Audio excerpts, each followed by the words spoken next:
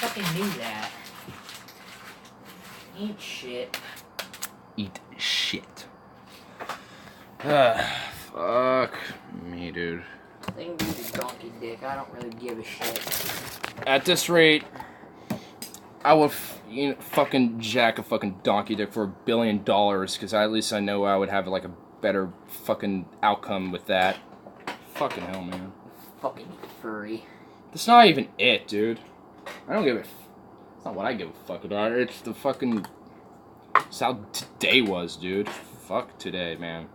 Oh, dude, I found out that I was working Sunday, and I was like, fucking god damn it. Damn, this is a late stream. Yeah, dude. I just got off work. Because We need to be quiet. I don't think he meant right away. Yeah, it's. We'll move Alright, around every now and then. alright. We'll probably go That means Blair boom boxes. Get the strippers up in this bitch. Yeah, dude, I'll probably move it outside for a little bit. I got to get shit. Depending on how I I'm don't feeling. mind strippers, but no male strippers. Dude, Aww. my peach cider's 20% alcohol. Can I drink all of it right now? Can I? Because, you know, fuck society at the moment, dude. Pessimism is king, and I plan to exert that fucking philosophy at the moment. My current world philosophy is pessimism is king, and bring the nukes. Hey, shut it. Got a knife? Why would I have a knife right now? I have one of my... Oh, dude, I guess on a non-pessimistic note, I did find an East German bayonet scabbard with the belt buckle and everything for it. Well, not like the actual belt for it, but like, you know, belt attachment for like $30, dude. Ooh, we did got screws. Which is pretty dope. I might get it. Oh. Maybe, God damn it. have like a collection of knives going. But, yeah, man, where did I had a fucking, like, thing. I don't give a fuck, dude. Yeah, man, so... Today has just been... Well, let me clean the screen. There's a lot of things piss me off, so... I don't know, I feel like this is... Oops, what am I turning up the volume for? What the fuck? Harley is there. You just saw him, didn't you? You've been hearing his voice. He is definitely here, good stuff. Are you deaf? Anyway, but what are you rummaging over there, dude? Huh? What are you Getting scissors. Okay. Working on a damn belt. Alright. I put a new link. They tried to sell me a fucking crap belt, too. I ran right back in there, and I'm like, no, give me a new one, because this one broke. How did it break? It just snaps broke. Oh. Well, they probably didn't realize. I mean, some of their shit, you know, comes in broken. They don't realize and probably get it like half off or some shit, or have to return it. I don't know. But... Are you standing up for corporations? Fuck them. Who said I was standing up for a fucking exploitive corporation that would rather, you know, exploit suffering than fucking actually benefit people? Oh, sounds like my job. Sounds like my job. It sounds like America. Sounds like goddamn America. Sounds like sounds like half this country. I got something you might like. There's very little things I'm liking at the moment.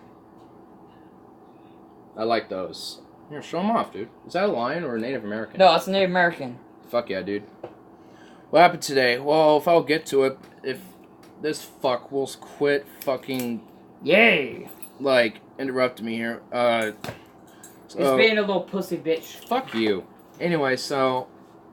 I'm pretty sure I'm getting a little insomniatic because I didn't get to bed until like 6, dude. I didn't. And I was actually debating if I should just stay up all night that night, but I ended up not. Because I was just chilling on my bed, and I just eventually passed out, I guess. But I like woke up at 2:30 and found out I had fucking work at 3. So I'm like, whatever. I kind of knew that. It's a Friday on the weekend for 4th of July at my store. Are you working 4th of July? Thank fuck I'm not. Lucky. Lucky? You're working the 2nd, 3rd, and 4th? Yeah. I'm working all week. Dude, that's... Plus, I'm working 6 days. So they're fucking you more than I am. Because at least my manager was considerate enough to at least keep my 3 days off the way they were. No, I got fucked on my days off. Yeah, didn't I? Okay, so... Not to mention that it's a Friday. It's also a 4th of July weekend. Come out. But we're wrong, though. Oh, I don't know. The fact that it was so fucking busy that I couldn't get a break until around 7:30. I showed up at 3. Didn't get a lunch until around the time we closed. It was fucked, dude. It was like the goddamn Vietnam Tet of fucking offensive. Like, we were all the fucking Americans just holding off the fucking VC and the, fucking gooks and shit. And, we're gunning them all down, trying to whip out their shit. Yeah, Shit. I'd rather fucking Agent Orange all the goddamn people I had to fucking deal with, dude. Like, holy shit. Like, there were so many, like, there's people who were just douchebags, fucking, Spitz needs his soy break. Yeah, bro, I need to take a break from the soy boyism. I need to just fucking go full blood sports right now, dude. Go full Paul Zigo and get, like, bring on the nukes attitude where he gets, like, the mentality of America and it's like, fuck you. I remember one stream he did. What are you trying to do, dude? Trying to get my fucking belt on. God damn it, let me... The bolts are getting fucking stuck. Well, also, they're kind of upside down from the looks of it. No, that's supposed to be the supposed to go. Dude, you got... How did you do this? What? There's like another loop you stuck it through that's way too small for it. No, there's supposed to be 2 loops in the back. No, I mean, you need a breakout works to have your daily soy dose. Oh. I do, dude. I've been really needing a fucking break from that place. Like, at least 1 week away from there. Don't you get a paid vacation? Takes a very long time to earn a lot of hours on that. A long time. Like, you can get, like, 3 vacation days working 6 months there. It's fucked. Like, they don't give a shit. Wait a minute. You don't, like... The way we work it is, like, you work 2 years, and on your, like, year vacate. Like, the second year, like... The day that your anniversary is the day that you get your, instated for your vacation. You know what you need? A spliff bowl. It's right there, dude. There's not a lot of, material to spliff with right now, but, like, actually, it's all in there. Until Robert comes back, smokes one of his fucking cigarettes, leaves half of it. I'll break that down. I mean, that's... Parlay is Nike on strike. I'm actually just gonna get out of my t-shirt, because I'm fucking hot. So am I, dude. And also... Where's my fucking... Okay, there's my stuff. Like, on top of that, I didn't have anything to eat today, at all. Bro, before you go on tangent. You got Stitch socks. I got Stitch socks. Stitch socks. Yeah, just don't go to, like... Just be careful of the World 34, well, that's not... Well, if I literally did not give 0 fucks towards anybody, I would totally just... Roll 30. Dude, I've already seen it. Oh, I know you have. I've already seen Roll 34 of it. Stitch, yeah, dude, that's fucked. Oh. And you got a Stitch... so much Stitch shit do you have? What? Little bit on the Stitch binge. Anyway, what the fuck was I talking? Okay, yeah, I didn't have anything to eat today, so I was getting a guaranteed low blood sugar around 6 o'clock at the height of all the fucking busyness, because that's like dinner rush. I started feeling a little lightheaded, and my stomach was in such fucking pain. I was like kind of starting to do this most of the time, like I was holding my stomach. Oh yeah, you totally need to eat something then. Oh, I got something in there. I mean, it's not like I haven't eaten anything yet. What do you think? I mean, I have tried to nibble on shit throughout the day, but it only makes my stomach hurt more. What do you think? Oh, it's sticking out of the back, dude. God damn it. If it wasn't for that, I was gonna say that looks pretty cool, but I mean, unfortunately, man, that made it a little fun. I needed that little burst.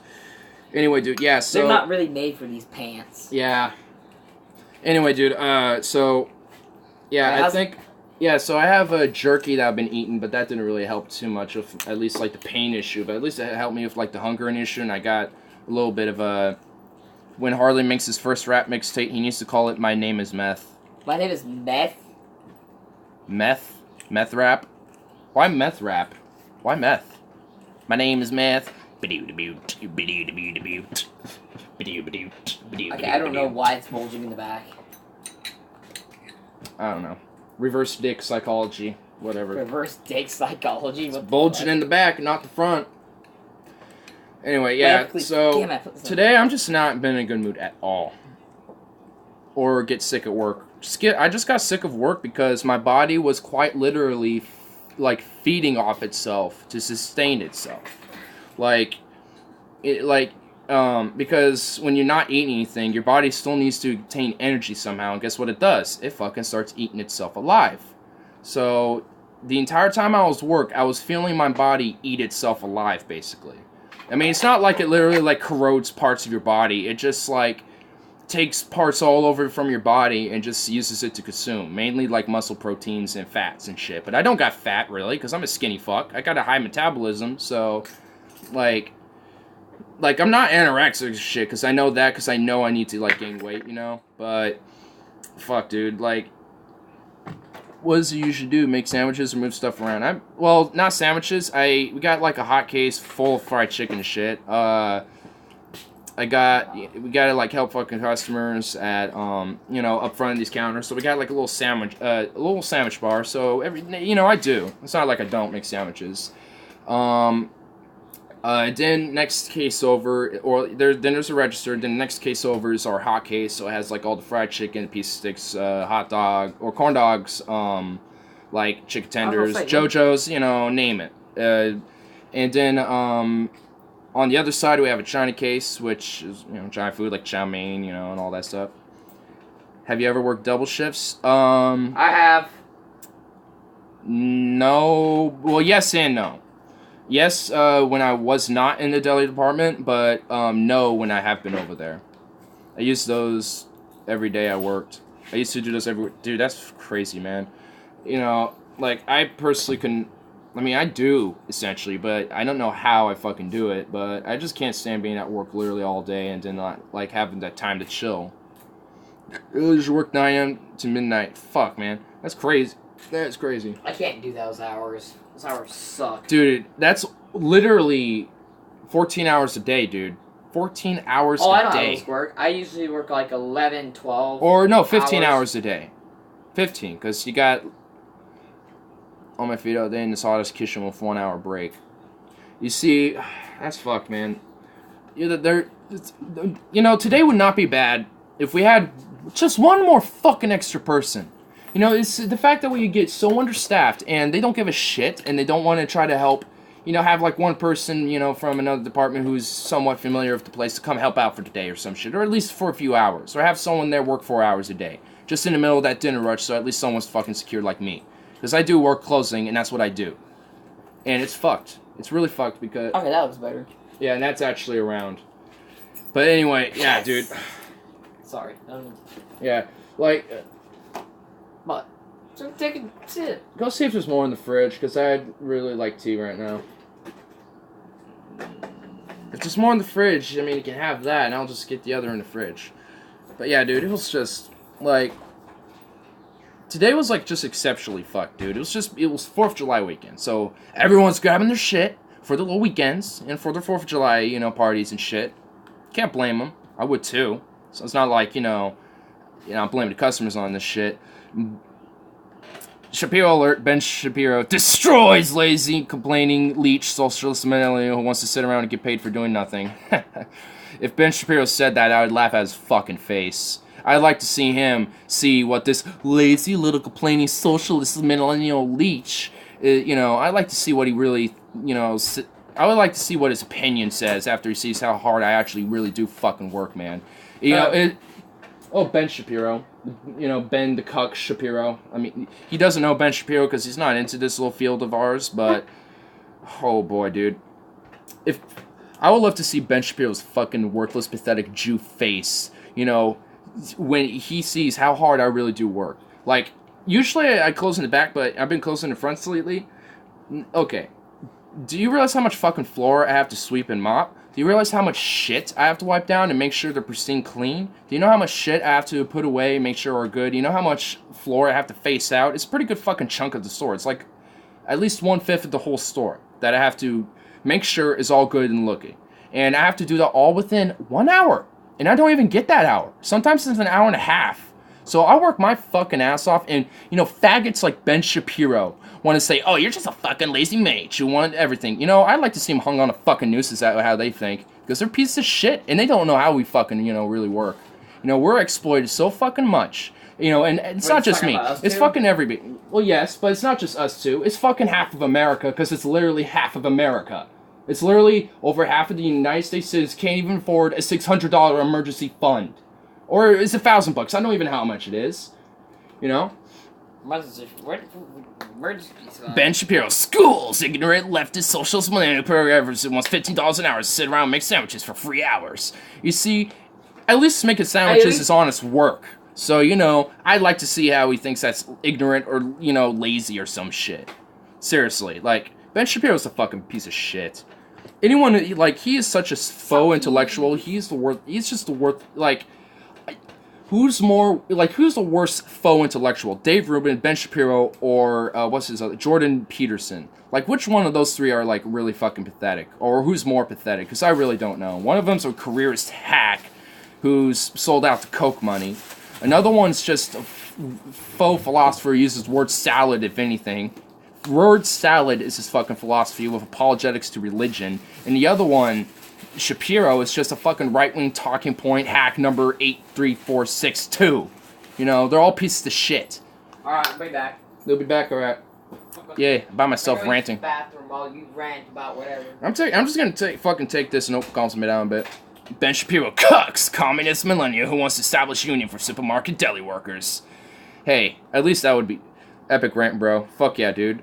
Dude, I haven't been this pissed in a while, man. Epic rant. Fuck yeah, man.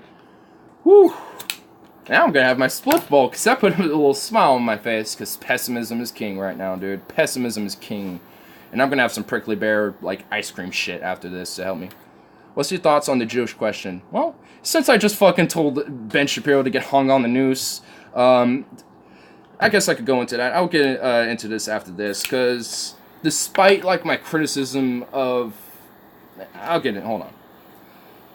Whew. Fuck.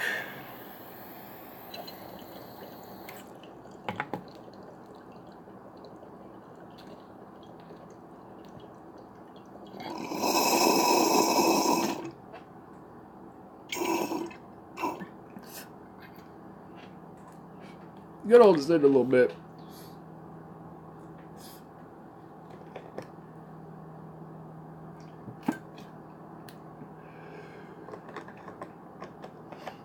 Need that held in. Oof.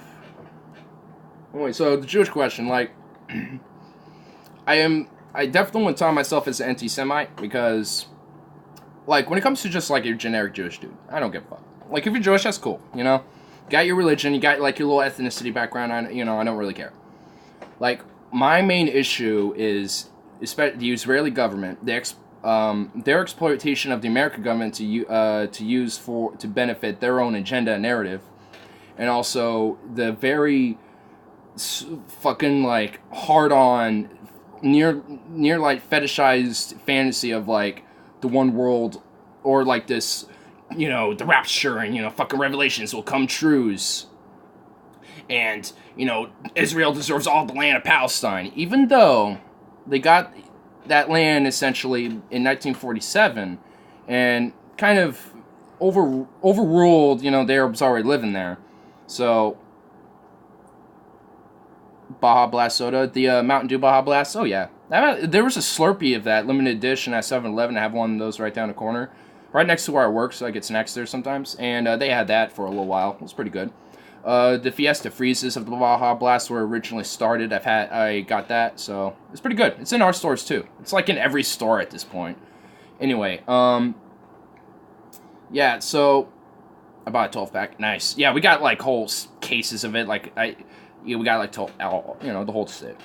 Anyway, so with like when it comes to Israel, like I'll consider myself an anti-Zionist, because to be a Zionist would mean essentially that Israel has, at least, especially religious claim all over where, you know, Palestine is with Gaza Strip, Jerusalem, everything. They have total claim, especially religious claims over that region.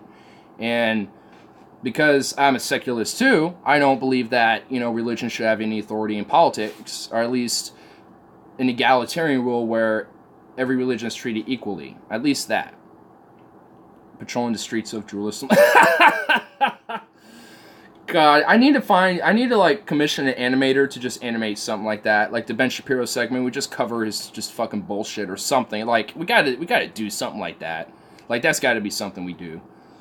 Oh my God, and with the little fucking like little weird helmet that they all wear and everything. Putting them there is like putting mustard in the middle of ketchup covered bread. Seeing them. I understand it's your phone, so I'll let you. If you want, you could try to retype that because it got a little fucked. You can have his Yarmouk sitting on top of the helmet. Yep, perfect, dude, perfect. And it has like a little tiny light on the top of it where it just like flashes like red and blue. That'd be fucking perfect. That'd just be fucking perfect. And then I'm just gonna tweet. We have to like tweet spam this to Shapiro and see if he takes it as a meme. Because if it does, oh my God, that'd be great. That'd be great if he actually takes it seriously and uses it to justify his shit. Because if so, dude, oh my God, that would just be so fucking great and ironic. But anyway, yeah. Back to the Jewish question. Like, I don't like. Even with like the Holocaust shit, I believe that happened. Like, you can't take that away. Honestly, you can't take that away from them. But just because they had a Holocaust against them, well, at least not putting them there, it's like putting a dab of mustard in the middle of a piece of bread covered with ketchup. Okay, there we go. That made a little bit more sense than the unfortunate little. It happens with my phone too, so you're not alone with that. So I understand. But yeah, it is honestly in a way because I mean. Especially with fundamentalist Islamists, they very much despise Judaism and Jews. Though most moderates, or at least American Muslims, don't. Ben Shapiro decimates leftist entitled millennial who thinks he deserves more money for not working a difficult job. Well, because Ben Shapiro is such a cuck, it's easy to roast him. But we're kind of going into. He asked a question about the Jewish question. I'm just kind of expanding onto that. Alright. Cause. Punk rock or fucking, I can't think of what it was called. Punk rock? Is it punk rock or is it fucking poser? Punk rock or poser? That's just so... Not poser, but, hipster. Hipster? Hipster or punk rock? I think it's punk rock, but I'm not sure. It's a more... The belt makes it a little bit more hipster, but the fact that you personalized it with your belt buckle, you got all your personal shit on you, I would say it's like a mixture of both, but mostly punk rock because that's where you established your roots, so those roots are showing. Also, the shirt fits with that theme as well, so... I'll say mostly punk rock, but you got a little hipster in there. A little bit. No, that's not bad. It's a little. I mean, it's cool to have like a little bit of like your own flair by mixing different cultures or like different trends into each other. That's what I do. I bet he knows the back of my shirt. That outfit says meth. How does it say meth? He lives in the South, and meth is like every other block. You could find a meth lab every other like house at that point. So he knows what a meth head looks like. So I'm assuming a lot of people who do meth or at least operate around meth are strangely looking like you, I guess, but worse and more impoverished and more ragged because you know they don't give a fuck and they're dealing with meth. All right. Zoom in the back of my shirt. I want to see if anyone knows what this is. Oh look, who's there? The tire tube exploding guy. Yeah, meth eye fairly common all over the country. Oh, it is. Even here. It's common all over this country because methamphetamines sublime some. Sublime? It's not sublime. It's not sublime. It's Zoom in on it. You can't really zoom in, I mean, but it's Ratfink. Brother Ratfink. I know that. We'll zoom in. I'll take off my shirt. I'm not scared. Whatever, I don't give a shit. That's it. This is probably gonna look really, really terrible. Here, just let me do it. I'll just flop it over. Do it. There you go. Okay. If you want to look at it more, you can pause it after stream or something. I don't know. But it's a hot rod T-shirt from like the '60s. Yeah. You know, I haven't really like collected all my thoughts when it comes to like Judaism because I really definitely want to make an ignorism on that though. tell Harley I said big titties. Big Big titties. Told you. Big titties, man. It's like, you know, when you have like that command to like have your Is that dog. just gonna be your thing now? Well, every time you see me, you gotta say big titties.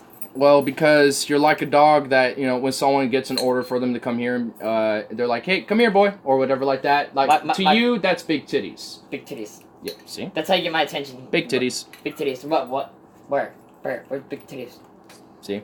Yeah. Where's my big titties, bitch? Yeah. So, he's definitely got some of them titty going thing.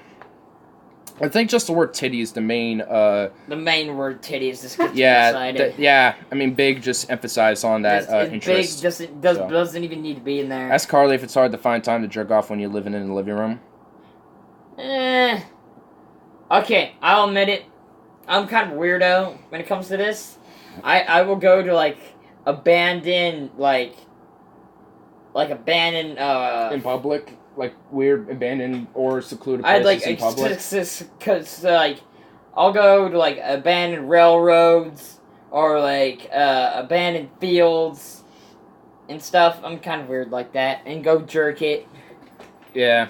And then, when there's no one home, then it's hard. Yeah, dude, when fucking Logan was living here, I don't give a shit about calling LA anymore. Because he's kind of, like, a part of this lore now. But anyway, so, when he was living here for a month, oh my god, I literally, like, when he left, I would literally be like, okay, I know I have, like, an hour, let's do this. Like, I would plan it, dude. I had to plan it. That's crazy. What's the worst part about your job at the deli? That's, probably the communication and management, honestly, because when it comes to customer service, I actually don't mind that for the most part. It's when, and also lack of staffing, because that's just prominent throughout our whole store. It's lack of staffing. So let me put it in order, like, and what's worse. Lack of staffing, lack of communication, and, what was the third one I listed? I had a third one. What the fuck was it? Oh, holy shit, it's fucking Stefan called me. I don't fucking know. I don't give a fuck. So the lack of staffing makes it hard for me to do everything. As you can tell.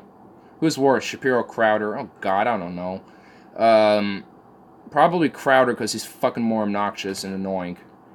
But, and also he thinks Hitler was a leftist and a liberal, which is fucking hilarious. He's a retard, so I think he's worse, because I think he's actually somewhat arrogantly retarded, while Shapiro just spouts retarded bullshit just for the sake of, you know, his ideology partisanry, while Crowder does that on top of being a fucking arrogant retard. So I think I think Crowder is worse, honestly, because I feel like he's just more obnoxious, more annoying, thinks he's fucking right on everything, denies... Oh, so aka Logan. Yeah, you know, Steven Crowder, like, if you want to get, like, at least a personality similarity, look at Steven Crowder. Jordan Peterson destroys atheist, nihilist, leftist. Is postmodernist, good sir. Is a postmodernist, neo-Marxist, nihilist, atheist, leftist. SJW, too. Just insert all the labels. Just insert the labels, because... that's all we use for debates these days. We just label each other and call it good. And just roast each other off those labels. But, yeah. So, like, when it comes to customer service, I actually think ooh, moth. I like to think I have really good customer service, because every time I always at least try to be like, hey, how's it going? What can I get for you? And then I just, you know, while I'm getting their shit, I'll be like, how you doing? You know, oh, that's good, you know, I'm having alright. I always say, if shit's not, you know, good, like how fucking stressful and shit, I'll be like, yeah, it's alright. If, you know, I'm having a good day, I'll be like, I'm doing good, you know, like, I just give them, at least I try to give it somewhat neutral positive. Like, I don't want to be like, fucking hate it here, you know, it's fucking like, you know, because that brings a bad vibe. Like, I got, like, this, like, I have a mentality when I try to work with customers. Like, that's kind of my favorite part sometimes. Though it's very hard when you get that douchebag. And unfortunately, there's a couple of them, at least sprinkled out throughout the week. Sometimes not in a day, but throughout a week, at least. And even then, you know, I try to do pretty good, trying to make sure that there's no fucking confrontation. social interaction is minimal because I know they're being a dick. You know, I don't want to instigate something or some shit. So just get what they need. Be like, all right, here you go. Have a good day, whatever. Bye. You know, I try to keep it quick. And with people who are pretty chill, have good conversation, you know, we flow well. Or at least flow pretty good. And I can at least think of something to keep a conversation going. Usually it's all kind of built around the same stuff, or like, you know, what I like around at the food for whatever. Like, I've been telling everyone about my Chipotle mango ham mango sandwich that I've been... Okay, I'm going to rant about my phone here in a second, because that happened. So, Jordan Peterson destroys atheist, nihilist, leftist, postmodernist. Oh, wait, that was already said. Never mind. But, yeah, it's just... I mean, when it really is just mainly the lack of communication, the lack... and also having no overtime as well. I remember Bush came to the Blythe Deli near my hometown once. It made the news. Holy shit, dude. Damn. I mean, if a fucking president just goes to some random outward town, like, actually, during John F. Kennedy's campaign to run for president, he stopped by Milwaukee, Oregon, where we lived, and there's actually, pictures of John F. Kennedy visiting the students of my high school at the time, in like the early '60s, and then also there was there was also a letter that was given to the school by JFK. That's the original copy is hung in the main office, and I've seen it. It's really cool. And then he also stopped by this old soda fountain that is on Main Street, and they have a little sign right in front of the very seat he sat in. And said this is the very seat that JFK has sat in before he ran for president, and so we're kind of a little bit of history ourselves here with the president, which is really cool. It's really cool to know that a president that is at least all right for, in a lot of ways, got us into Vietnam, so there's that. But I mean, it's cool. It's pretty cool. And also my mom was in Dallas during the assassination and has original newspapers of the day of the assassination and everything like that, which is still over in Texas and somewhere. Like, we're trying to find it so we can, potentially do something with it or just have it, Would you beat the shit out of Shapiro? Not outwardly first, no, but if my stepmom was in Dallas when it happened too. Oh, shit, dude. Yeah, I mean... Yeah, most of my family comes from Dallas, so or at least the Fort Worth area. So when things happen in Dallas, our folks have most likely been at least near or around or has history of the incident.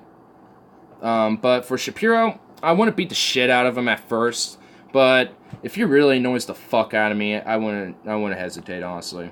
I'd just fucking headbutt him in the face because I think his hollow fucking skull will just crack instantly.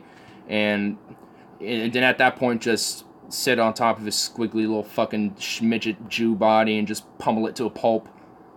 I used lettuce, tomato, and I used some kind of smoked chicory, wood turkey, breast mango. I put awful lot of lettuce, mayo. Yeah, I'm not a big fan of mayo, but everything else sounded alright. Sounded pretty good. I'm also not a big fan of tomatoes either, but I don't know. It sounds pretty good. Are you sleeping, you fuck? You sleeping. You were sleeping, sir. How dare you? Fuck you. Fuck you. What else since... Dude, I didn't get much sleep last night because fucking Tyler's over at our house. Yeah, I heard that. What the... Why? You see what I mean? How he stays up so fucking late? He stayed the night. Oh, he stayed the night? Oh my god. And Logan, Stefan, and fucking Tyler being fucking hella loud. Of course they were. Especially Logan and Tyler at times. I mean, he will literally just be staying... Headbutt for the win. Fuck yeah, dude. Like ham and Swiss. Imagine Ben Shapiro taking a Pebbly Rabbit shit. Oh, I bet he does. I bet he does. But yeah, dude. Tyler's actually straight up. The last time he was here, I was asleep on my chair because, I was just so tired I didn't even think about to sleep on my fucking floor, on my bed. Why did I say floor? What the fuck? And he stayed for about another whole hour. And was just waiting for his phone to charge or some shit. And it's just like, dude, just charge your phone at home. Your walk is 15 minutes. Just man the fuck up and just enjoy the night, enjoy the night sounds of just fucking wind or some shit, dude. I do. Sometimes my earbuds die halfway across going home from school or some shit. And it's just like, oh well. I think about something. I just have like a little something going on in my head, or I just take on, just enjoy the time or whatever. Like, it's like you don't have. Ironically, as I always, I'm fucking watching something and putting something in my mind and in my brain all the time. Like, we got a Sleeping Harley in the background. But I'm tired. Screw you. Yeah, but when have you not honestly passed out on our streams besides like a very few occasions? It's not my fault. I work my ass off. So do I, dude. So do I. It's just that I can't sleep right now. I really can't. So, what can I do? Yes, ham and cheese may be food, but what's wrong with tomatoes, dude? They are good for you. I just don't like the texture and the flavor of it. I just don't like the taste and the texture, really. I don't like tomatoes. Yeah, see? I'm not alone. I'm not alone. Like, I'm opening up to food, but there's just some that I just generally cannot handle, and tomatoes is just one of them. I just don't like tomatoes. Like, I don't remember why, but I think I had one as a kid, and I think it was not good. Like, starting to rot or some shit, and I didn't realize, and and it was so fucking repulsive to me that I was like, no tomatoes, bad, bad for you, no. So, I don't know. I don't remember why I don't like tomatoes, but I know that with some foods, like, it could be so repulsive and, like, rotten the first time that you would just be so turned away from trying it again. Whoops. But for some reason, I always imagine that Cenk Uygur takes a really big shits. He probably does. I don't know. I mean, he's got a big size. Tomato. Yeah. I don't like I like Signor Tomat. Signor Tomat is the rhythm of life, and he's our great apostle. But tomatoes as a food, maybe that's why I don't like tomatoes, is because I worship him as like a deity. Because Signor Tomat is our deity of who is given life through us via Pessimist Productions. Tomatoes are only good when fresh. You see, I don't like tomatoes, but I love ketchup. I like tomato sauce. I like if there's like a salsa with very good, really, really diced up tomatoes, I can handle that. Because there's also other shit in it. I don't like tomatoes. Like, the thing itself, or like a fat slice on a sandwich, like, I couldn't deal with that.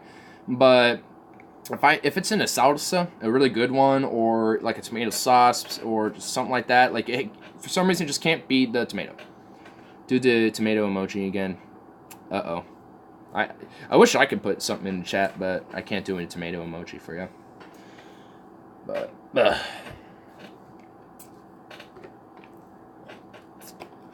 I'm just waiting for this tomato emoji, because I want to see what our friend Carl has here. Gonna see what he does. There, Carl. Tomato emoji. Tomato. Just another tomato. I wish I could just do something like just play Signor Tomat. This is the Signor Tomat Adler. Aw. Aw. Aw, what? Aw. Aw. Ah. Ah. Ah. Is there still something left in here? A little bit on the bottom. Okay, I'll try to fucking smash that. You don't like squishy ones. Like, I just honestly just don't really like just the tomato itself. It's just like I said, like ketchup, sauces, stuff like that. It's kind of funny how if he falls off, I'm generally going to laugh. I'm super tired. I'm not even gonna lie. I mean, fuck, if you want to, like, go crash out in my room, I won't give a fuck. I probably will. Fuck it. Alright. I gotta wake up early tomorrow. I gotta, like, do everything in one day, and I got a ride to do tomorrow. Dude, I go to work at 1:30, and I found out that after I left. Like, shortly before I left, it's like, oh, hey, by the way, schedule change. You work at 1:30, and by the way, we didn't let you know, and didn't get your approval of it. Oh, it sounds like what they did to me. Yeah. Only I was working anyway, but they just changed it because, oh, well, we didn't let you know. It's just like, did I consent to that? Oh. Carl says later. Tell him, boobs. Boobs. He sends his boobdoluses. The tomatoes. If you want it, we can go in your room and I can try to stay up a little bit longer. I just want to sit down with something comfortable. Something comfortable? Yeah, your bed. Alright. That's up to you, though. I mean, I'll probably sneak in there or something. I don't know. Yeah. I mean, considering that mom can't, or at least can't, or just won't smoke bud. She doesn't want me smoking in my room, so she's like, whatever, I don't give a fuck. But, I'll respect her and stay out here. Not hardly. Yep, he's a sleepy boy. I mean, I just really can't sleep.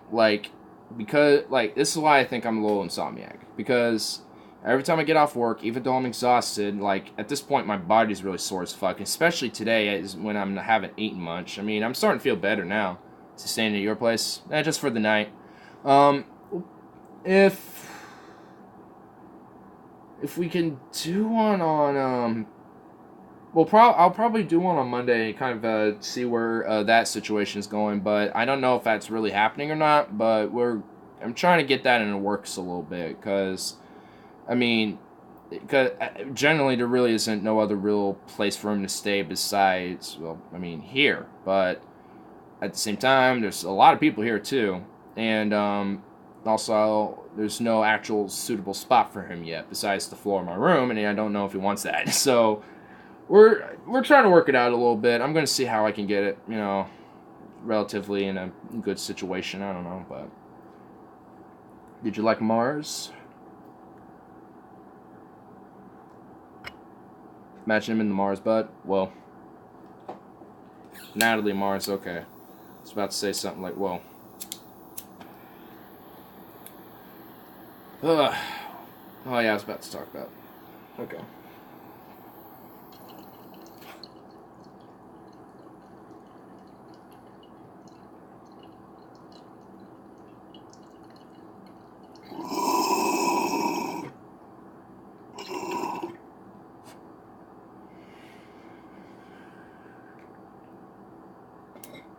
Booties, but it was alright.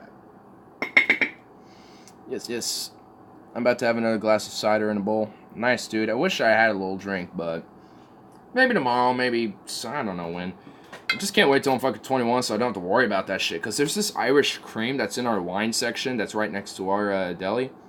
And every time I look at it, I'm like, I just really want to try it. Just to try it. And I just can't yet. I'm just like, I'm so close, but yet so far. It's like, fuck. Come on. What the fuck?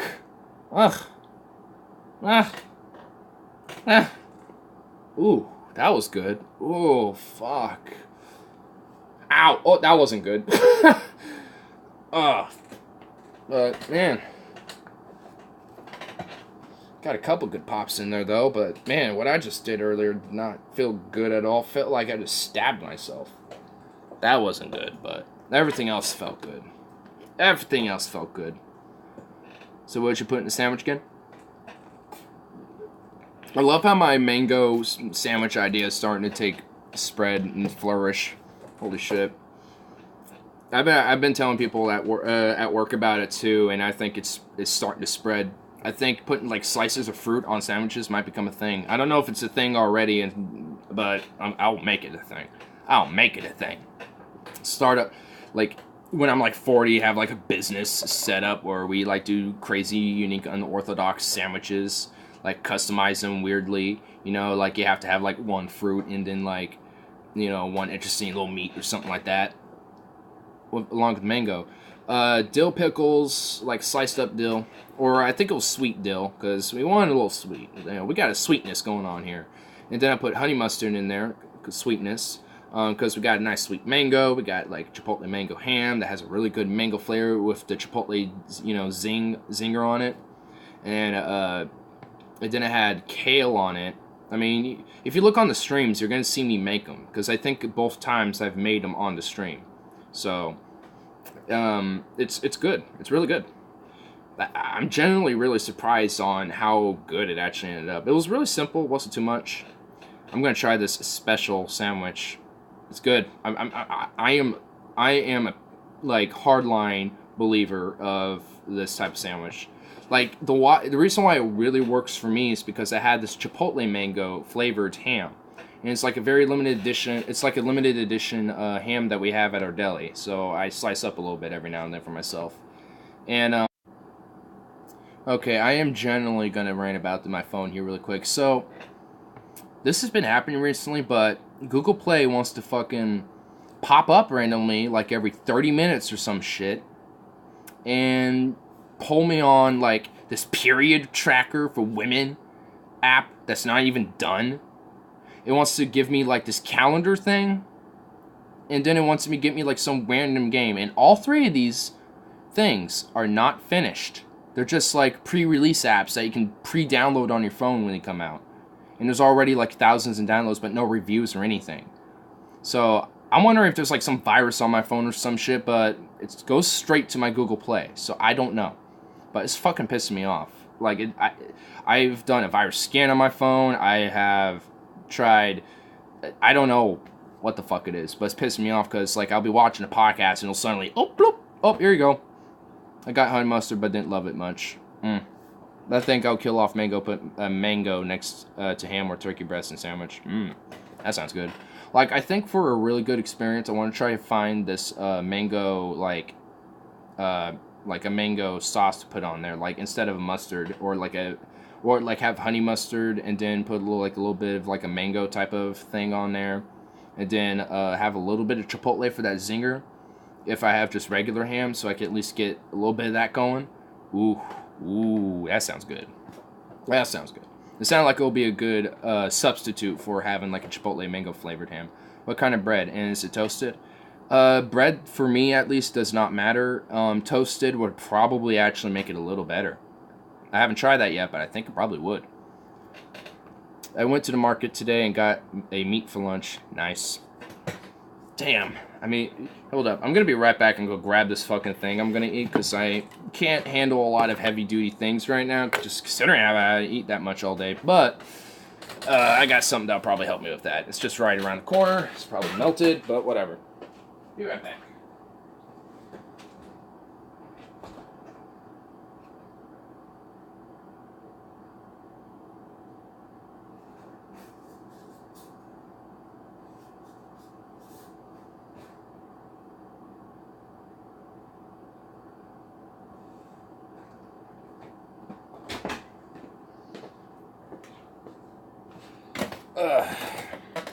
So, I got this sorbet thing, and it's prickly pear. So, it's a little melted right now, so I'm just going to put it back in the freezer, but I'm going to have this here in a minute. Looks interesting. Did you eat a meat for lunch today? I ate meat. Actually, this was the meat I had. Just jerky. Just plain old jerky sticks. But I'm pretty sure these are actually good. Pork, beef, water, dextrose, salt. Corn syrup. Solids? Never mind. Never mind. Spices including paprika, natural smoke flavor, garlic powder, sodium phosphate, seasoning, dextrose. More dextrose? Jeez, this thing's loaded with dextrose. Salt, yeast extract, sodium ethrobate, extractives of paprika, sodium nitrate, and collagen casing. There's a lot of things that don't sound good. Do the meat emoji. It has to be the eggplant emoji with the sweats. That's what the meat emoji is to me. Just let you know. Okay, I'm gonna put this in the freezer here. Oh, there's water. There's a half frozen water. I'm gonna use this.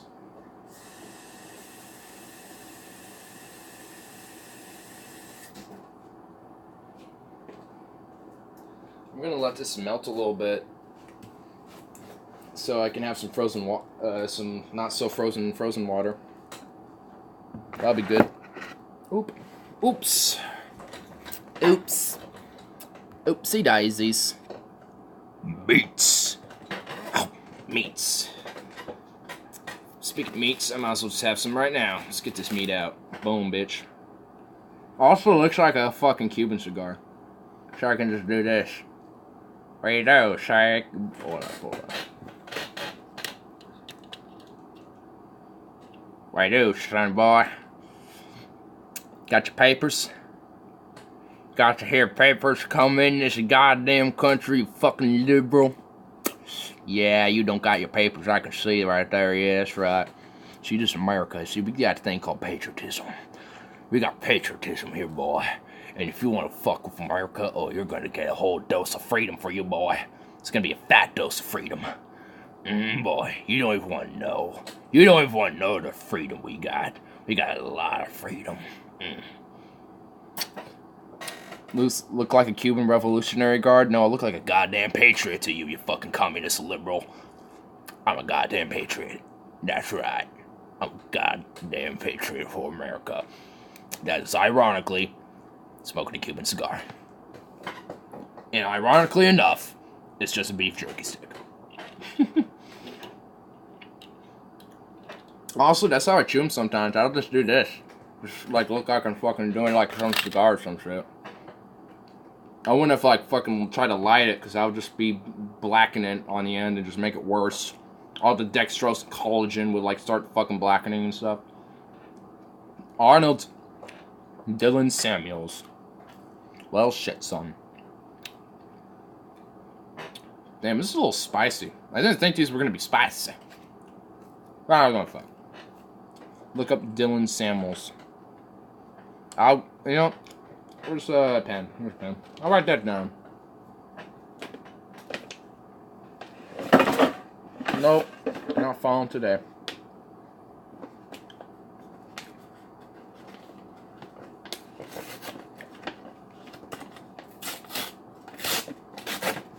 Okay. He's so cute. Oh, okay. Dear Lord. Samuel.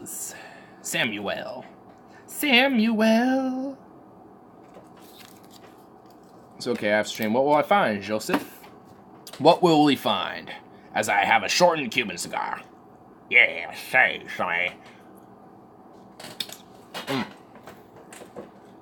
Nah. Too short now. Also, I already look burnt. Porn. Oh boy. Woo boy. You're always about your Rule 34 pornos there, boy. You're always about them. What, you got a dirty mind or something? Are you one of them impure ones? Are you the impure ones? Are you fucking one of them curious folks?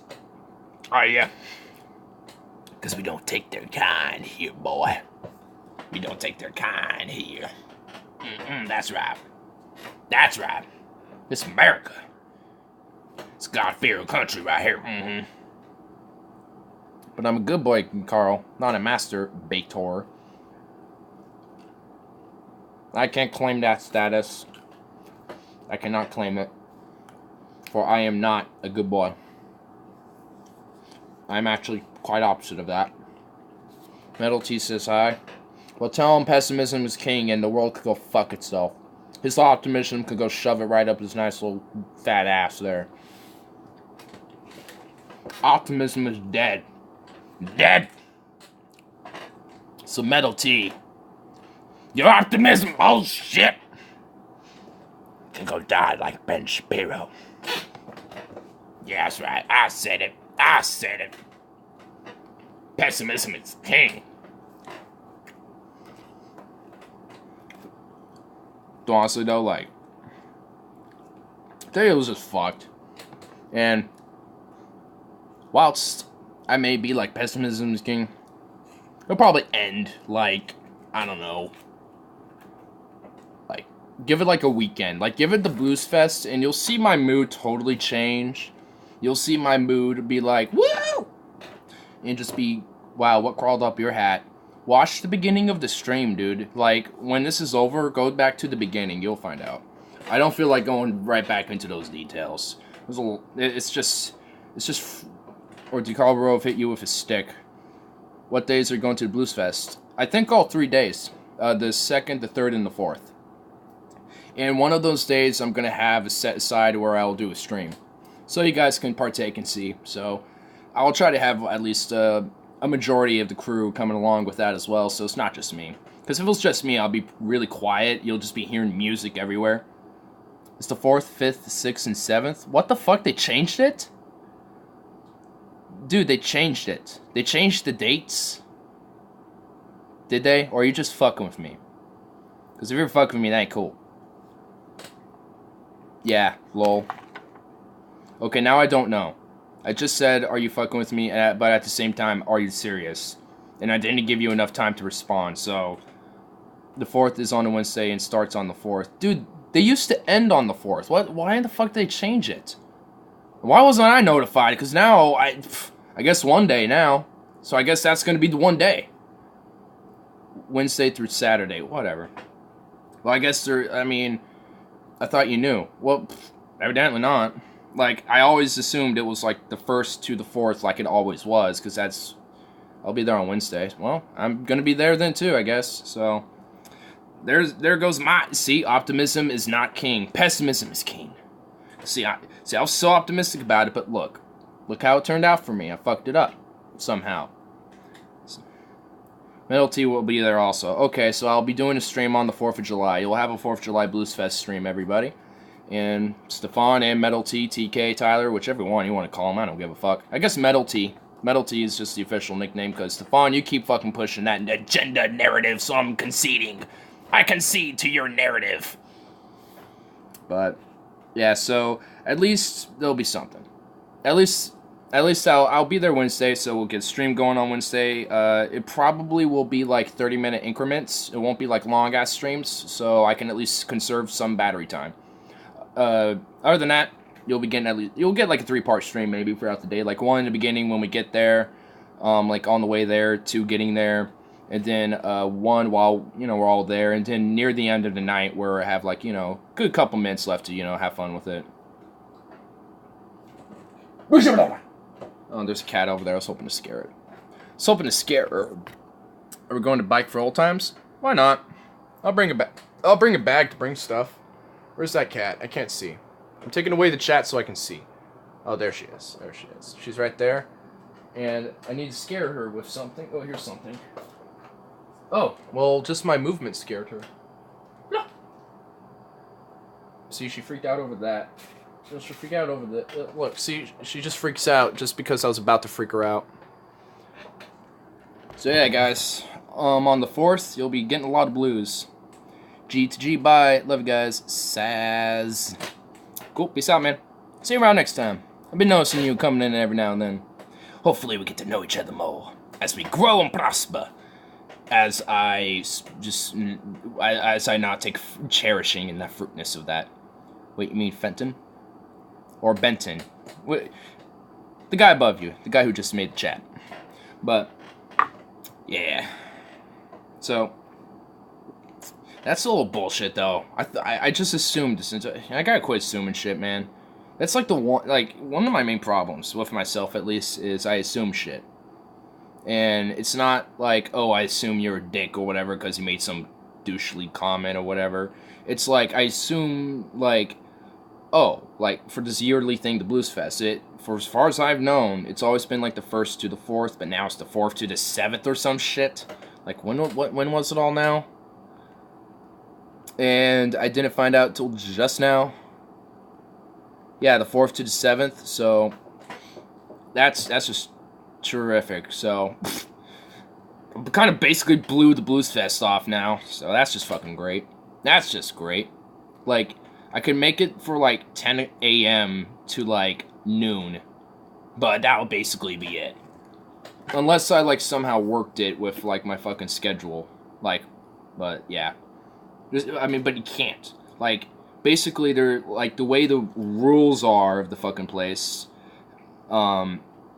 Like, you can't, unless you get permission by, like, not only your manager, but, like, the fucking store manager, and he, there's no guarantee he's gonna accept dick, and, like, you can't have a shift change. Like, let's say you get someone to agree to take, like, 2 days of your shift while you take another 2 days of theirs that are different. You can't just do that. Like, you can't work it out. Talking to the manager, she'd be like, cool, okay, whatever. And then you get done. Like, it doesn't work like that. Like, when I first started working there, I used to. Like, when I first worked there, I genuinely liked working there. But after the first year, I was starting to lose that interest. And I kind of started noticing some changes.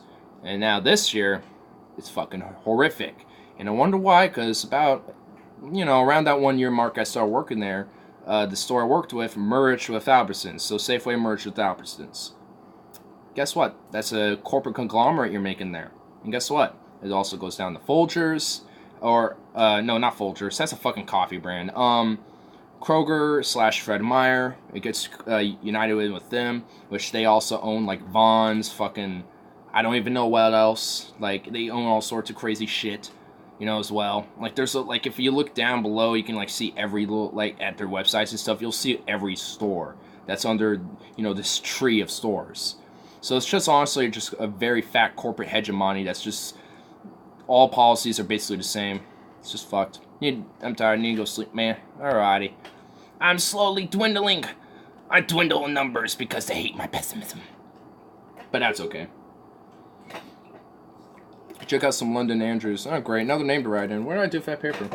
Oh, there it is. I'll write that name down, too. Fuck it. London Andrews. London Andrews. You already saw her. Oh, yeah, that's right. Hey, it's good to write it down. Just for keepsakes. She was thick as fuck. Oh, yeah. I remember her now. Ooh, yeah. Oh, yeah. I remember her now. Because I like me some thick booty. I will always admit I am into the thick. Gotta lay down thick sometimes, you know what I'm saying? Like how I was laying down thick like 20 minutes ago to like 30 minutes ago. Like, my mood, would you fuck Chelsea? Chelsea. I know so many Chelseas right now. Not even in my personal life, but just also in other, just in the celebrity life as well, and just other outlets like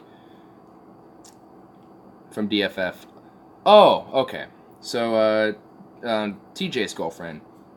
Honestly, yeah, I would. TJ's yeah, because Ashley's Paul's girlfriend, and Taylor's Scotty's wife. So, yeah, honestly, all three of them are pretty hot as fuck, to be honest. I think all three. I will say Ashley's more cute than like hot, but I would say that Chelsea's more hot, but just as cute, I would say. And then Taylor's pretty hot. Taylor's pretty hot. Like the other one's got the cute factors down for sure, and Taylor's just got a pretty good. She's really beautiful. I have to say that for sure. Like they're definitely beautiful chicks. Like I'm surprised that they're honestly with the neck beards. But hey, I mean, they see something in each other, man. I mean, both of them. So, because I was listening to Paul's streams earlier, and he seems like he's really looking forward to going to LA, and because he feels like he can kind of collect himself a little bit. So hopefully he does, man, because it'll be crazy to see what happens like the next year, honestly, with those with the crew. Every as every month passes, I always get like curious as to what's next for the crew. It's kind of weird. Like, I'm so interested in their lives, but not like on a stalker level, but just like interested because it's like, if I ever met them, like, I would have a fucking beer, I'd smoke some weed with them, dude. I'd do it, I'd chill with them, man. Totally. Like, if they ever come to Portland, and if I have my show running at that point, I'm gonna try to say, yo, can one of you come on? You wanna come on? Even if you're not like on like in studio, but like just here to as a guest or something. I mean, that would be cool if that was possible. And I would, of course, if they come to Portland, I'm getting VIP. There's no way I'm skipping that opportunity. I'm gonna get my It's Gorilla shirt.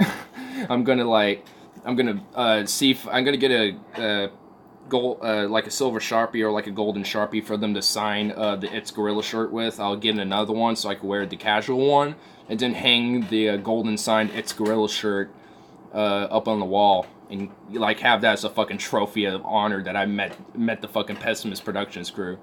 That'll be like that's how I would That's how I feel like that's how I'd have my VIP experience right there. And then smoke. I didn't like get like a fat blunt spliff wrapped in for a TJ and shit. Either give it to him or just light up with him, dude. Ooh, that would be a cool experience.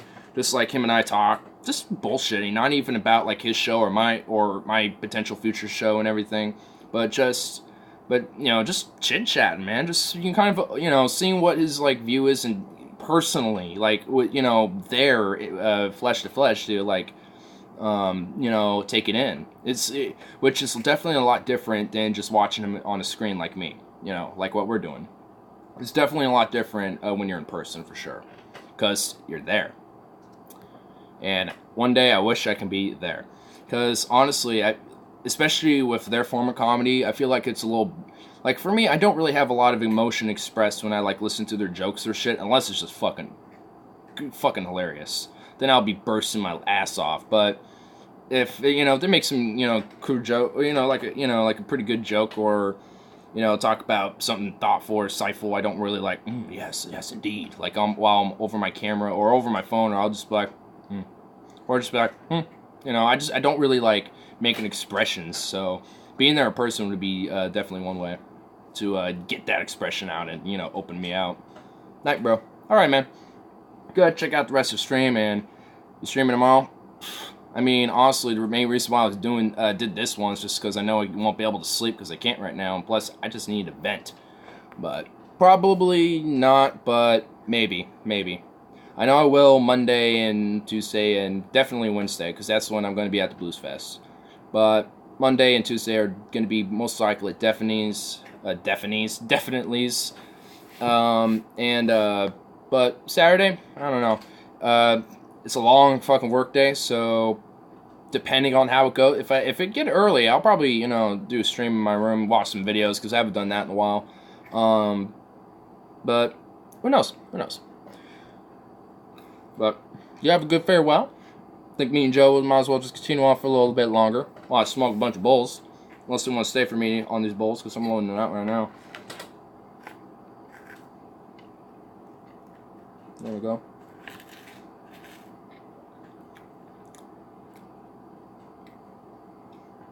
The Twin Joes. Carl, I hope you know that your name Joseph is like longer for Joe, so I technically have two Joes in my chat. There's two Joes. We got Joe and Joseph. Joseph and Joe. Joe and Joseph's and Sons. The brand new fucking head shop. Joe and Joseph and Sons. That would be fucking crazy. Like, go, like, have, like, some 50s head shop market. Go ahead, vent, man. I think I missed something earlier in the stream. You did. I mean, most of my venting was, like, the first 30 minutes of the stream, so don't worry, you're not missing a lot when that happened. I mean, we're only, like, an hour, 10 minutes in on the stream right now, so that was only, like, 40 minutes ago, so you didn't really miss too much, and I'm probably not going to go on for that long. I'll probably take it outside for a little bit, have a couple more bowls, and, call it good. See if I can see Saturn, Mars, and Jupiter, where they're all at, because I've actually now started to figure out where they're at now, finally, because I saw Saturn the other day, and now Mars is actually getting to the point where it's, like, up at this point, and Jupiter's, like, on the far, so literally, if we're outside, you will be seeing the night sky where Jupiter, Mars, and Saturn would be, like, over here, and, Jupiter would probably be over here, Mars would be, like, way over here, Saturn's in the middle now. My name really is Joe. I know, that's why I say Joe and Joseph. You're the Joes. You're my Joes, the average Joes. The good old average Joes. Which is kind of funny. I mean, you guys, we're all, when you think about it, just average Joes that just like to be entertained by average Joeism. That should be like a weird, like, pseudo-philosophy, like average Joeism, where it's just like, yep, I believe in the average Joe mentality. That'd be interesting. That'd be kind of, I think I should, like, do a segment where we, like, explore really ridiculous kind of generic thing. Like, I want to say, like, stereotypes, but, like, like the average Joe, or, like, every black guy likes watermelon. Like, random stuff like that, like stereotypes of everything. And try to make it, like, a philosophy somehow. See if I can make that work. just get high as shit so we can, it doesn't have to go anywhere, deep or something. It could just be ridiculous. It'd just be just like a fun little floop. But I don't know what I'd call it. I could have just called them faux ignorisms. Just like put faux or pseudo ignorisms and just call it that just because they're ridiculous. But who knows? I don't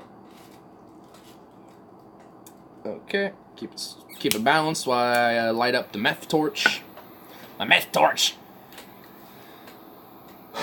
Or as I like to call it, the red rocket that malfunctions. Or I guess the red rocket with what's the word? I don't know. Erectile dysfunction. The red rocket with erectile dysfunction. There we go. That's what this is, because I can't light it on my own. I can't get it going on my own. I need assistance.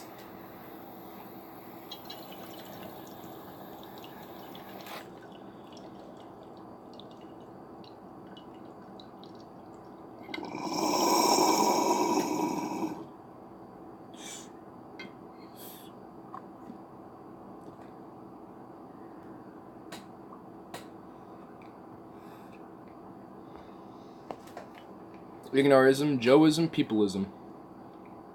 I guess peopleism could probably be more blended into populism, because population is also like, a group of people within an area, so that works. Populism could easily fit in with peopleism. Peopleism! I actually was thinking of this idea, like, right before I left for work, like,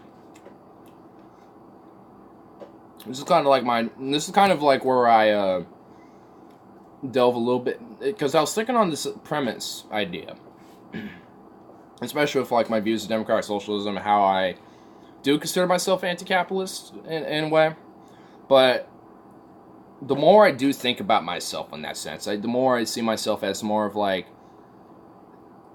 a very super staunch reformist of it, because of just how exploitative it is. So I was thinking of this premise, like, have like once a year or every 6 months, like every big corporation is like shut down for a weekend, just for like the Saturday, Sunday, just those 2 days, for like every 6 months. And that sounds crazy, but hold up. Like, here would be my solution, and it will be like encouraging farmers markets.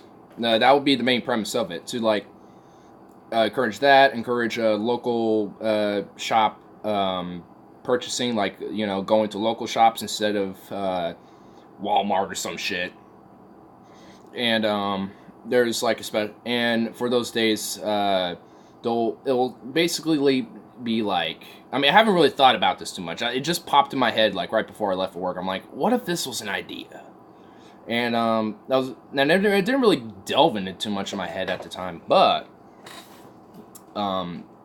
at the time I was thinking, like, what if, like, once a year or every 6 months, like I said, like, make big corporations like Walmart, fucking like 7-Elevens even, places like that, like big mega stores and shit, like, what if they, for just 2 days, like a whole weekend, it's like the woman who won the Dem election in New York, yeah, Ocasio-Cortez, and I find her to be one of the fucking best candidates so far in this election, especially considering she won.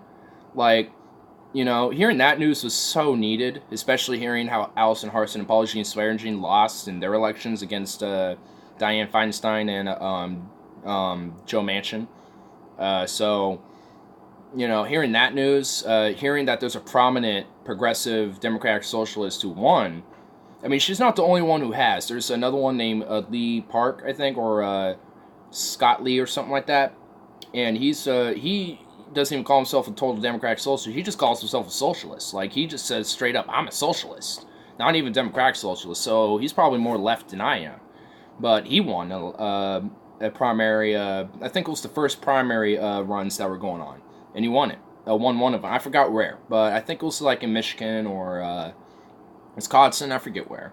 But, yeah, so, like, I don't know if these type of candidates could potentially pass, like, these more anti-capitalist, like, policies, considering how Dens are in shock. Oh my god.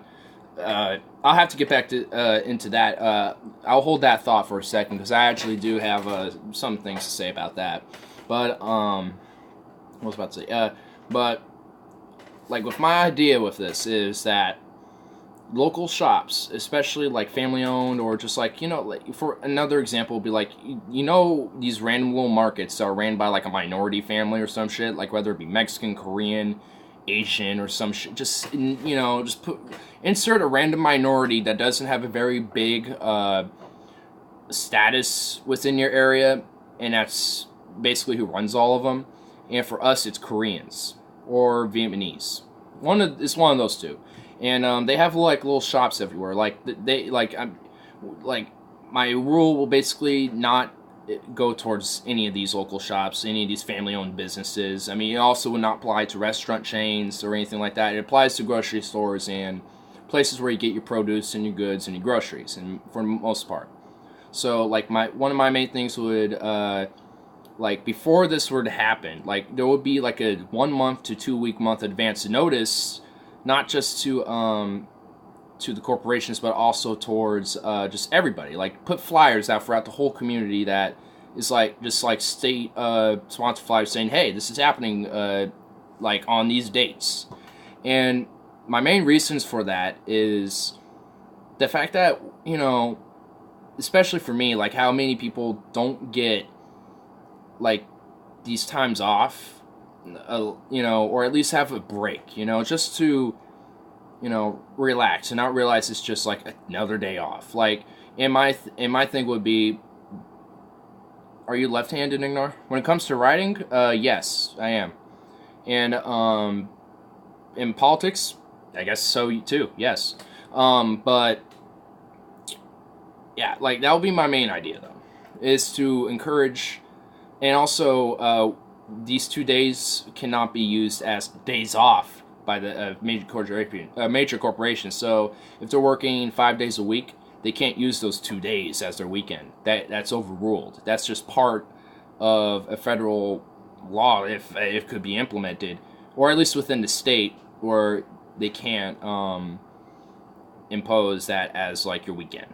Like you would have to have any other day in that set time as your days off. So tough shit. and I think the main reason why it could possibly work is because all these major corporations make billions, like either a year or a month, depending how big they are. So 2 days, of their measly little big chain of, not having to worry about if they go bankrupt or some shit, honestly, if you think about it, especially if how big they are, including Walmart especially, and like Amazon too even. I mean, like, it would help incentivize at least other workers to at least kind of spend their money locally, and it kind of help boost like local economies with, especially smaller towns, especially if they're overrun with Walmarts and shit, but that would hopefully incentivize more local markets to also boost up too, in my way. And it's just my opinion. I mean, I haven't really thought about it too much, but I don't know. Like, I think I'm thinking about writing either like a very long essay or a short book.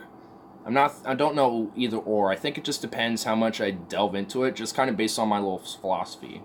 Just kind of give my view of what democratic socialism is, and not really have it. It's just like my philosophy, really. And it will delve into, all the basic premises of what I feel like and how things could be changed. And it won't offer like solutions, but it will at least offer like policy and a philosophy to help go towards the solution. Because I honestly don't, I definitely believe democratic socialism is in the end all be all. I mean, considering how the world will be in 200 years, if we make it in that time, and treat the world better, if we make it at that point. Like, philosophies are going to be so different then, because you don't have feudalism anymore. I mean, you still have monarchies, because that's still kind of a prevalent thing, especially in Saudi Arabia, and is a cultural thing in Western nations like Norway, Sweden, UK especially, and all these other ex-monarchist states. But at that time, all that's definitely going to be obsolete. Capitalism might be obsolete at that point, and I think it is now, honestly. Like, I think we're ready for a transitional period to actually genuinely switch over to a different platform. Like, I don't know what, but it really cannot be capitalism at this point. To me, I just feel like it's so exploitative, especially to the third and developing worlds and to the lower classes of all the nations that already are developed. Not so much in Europe, but much more prevalent here in the U.S., considering how we're like the free market world. I do think that, there needs to be a transition to something. And I think democratic socialism, at least for now, is probably the way to start going towards. I think even Europe should probably a little bit. I mean, some places are already kind of there. Like, I think Switzerland's doing pretty good for themselves.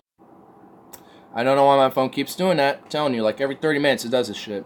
Pops up Google Play for some reason and gives me, like, are you going to your room before you go off? Probably not. I'll probably just go outside. I'll let Harley sleep. I don't want to keep him awake or keep him a little disturbed, like half asleeping. So, I'll just stay out here or go outside. I'm not being loud because Brandon has to come out and be like, "Can keep you down?" Like, no. Honestly, I've been looking at soundproofing, and I'm probably going to buy some for him, too. Just as a gift. I don't know when his birthday is or some shit. Honestly, I'm just going to give some of it to him as a gift because I'm going to get soundproofing for my room because it's going to be half a studio. So, I've become pessimistic and feel there may be answers, but no one will use them. That's how I feel. Like, that's why I think, to me, like, I have, like, a balance between optimism and nihilism / pessimism. And, while I have, like, my pessimist streak rises at, like, pretty high right now. I mean, it's because, for me, my optimism is about changing the world. And, my pessimism is the reality check of, hey, no one's backing you on that. How are your ideas going to get implemented? Look how corrupt everything is. Look how exploited the world is. Is it really going to change? Are you alone going to change it? No. Always wanting to find your tail in there. Oh, you'll see it. Probably, I don't know when, but you will see it. I mean, if I was able to go to Furlandia this year without work fucking me over, I mean, you probably would have already seen it, but you'll see it. You'll see it. But yeah, like, what was I just saying? I just drew a goddamn blank. Whatever, man. Whatever. That's all good. Curly boy. Yeah, your food's gone. It's gone. It's gone, boy. Little Curly running around. This dude's a goddamn brick. Look at him. Where's Curly? There he is. There he is. He's a goddamn brick. Look at him. He's literally a brick. And the reason why I call him Curly because his tail's curled up like a little hook. It's kind of funny. Just want to make sure I had my beautiful, luxurious face in view. Oh, there was this another thing I wanted to fucking rant about. And it's about, like, fucking conspiracies and shit. Or at least just the fucking uneducated ignorance of fucking people. Because you would not believe the retardedness that my fucking dad tried to say to me last night. And I think I got a furry neighbor. His parents are gone. Uh-oh. His parents are gone, and what has he done? Has he borked his dog? Has he spooked the horse? What's he done? What has he done? I have no idea. But, anyway, so, ironically enough, my dad is a fucking Trump loyalist and a partisan for the Republican right wing, while ironically is a very staunch libertarian, even though they're war hawks, and also that they're imperialists. He's alone in his house, windows open in his morning, and I heard animal sounds coming out. Oh boy. Oh boy. Probably, dude. Should be over there, be like, hey, are you a furry? I have a furry you can watch. I mean, because when I do streams, I'm going to do it two ways. I'm going to have me, and then I'm also going to have my character representation. So you'll see what my furry personality or whatever you want to call it, you'll see it pop out every now and then. But, I mean, I'll get that into a second. I'll hold that thought for a second here. So, anyway, so last night my dad's like, this fucking country's going down the drain, you can't say any free speech and shit. I'm just sitting here on my phone like, I already knew that. Are you just not, like, he's like, You see, your generation can't see it, but I can see it because I've lived through, everything. It's like, shut the fuck up. I know. It's called the internet. It's called it's the freedom of information, but oh no, he won't believe that because it's a deep state liberal fucking lie conspiracy or some shit, the whole internet. Oh god, no. Is that what I missed? That wasn't tonight, but that was last night, and I didn't do a stream last night, but... Or did I? I don't remember. See, I'm curious. So, yeah, dude, and, well, I'm telling you it right now, so... Like, oh, fuck, dude. This guy... What was I about to say? Like, and also, it was, it was mentioning something. Like, we kind of got into, and then he mentioned something about Nazis or something. I'm like, what, the NSDAP party or whatever? And it's like, it's just short for Nazi party. I'm like, well, there's an official abbreviation. I looked it up. And it was the National Sozialistische Deutsches Arbeiterparty, which is the Nazi party. It's the NSDAP party, which is what Hitler actually started with a guy named Anton Drexler, who was their Führer for only a month, and then Hitler was basically the entire time. And then at the very end, they had someone else in there, basically taking over for the party after Hitler died and killed himself. But never mind that. So, their main three philosophies was Lebensraum, Pan-Germanism, and fascism. And guess what my dad fucking thought it was about originally? Environmentalism! Environmentalism is Nazis. Yeah. So, he's fucking thinking that fucking environmentalism and protecting the goddamn environment is a Nazi agenda. Nazis. And, I can't, at this point, you can't, anyone who, listens to fucking just nothing but radio all the time, and you try to debate with them, or Alex Jones, or just some crazy fringe far-right lunatic on the radio or on YouTube. Just pick any of them. Jesse Lee Peterson, the Great White Hope, I'm a black man who likes to pick cotton. Like, that, just any of these pseudo, just these fucking fringe, fucks. At this point, you might as well, if it wasn't my dad, I would have already made a pure mockery of him. And I already kind of do behind his back, honestly, because of just his fucking insane philosophy, or at least his worldview. Like, he doesn't... It's so weird how I can agree with the problems, but where he thinks they derive from and the solutions to them are so unworldly and so fucking false and so just total fallacies in every form. And yet, I don't know, dude. I don't get these fucking people. I really don't. I mean, even though me and my Uncle Robert, we're not uncles by blood, but considering the relationships of the family, he is essentially the uncle. I mean, even we've had really great conversations on politics and philosophy and shit, but there's times where he buys into that. He sucks himself down that rabbit hole. Because the last time we had a little discussion, he thought aliens gave Nazis research and technology or some shit. And then claimed that I was in denial at the end just because I totally denounced it at face value for what it was, which was bullshit. So, suddenly that makes me in denial. I straight up came back with it. That's not me being in denial. That's me being a skeptic towards outrageous things like that without evidence. Which, I don't believe outrageous things without evidence. And I don't really take things face value, ironically, as I was earlier talking about how I assume shit, for what they are. I mean, when it comes to politics and shit, I don't assume shit.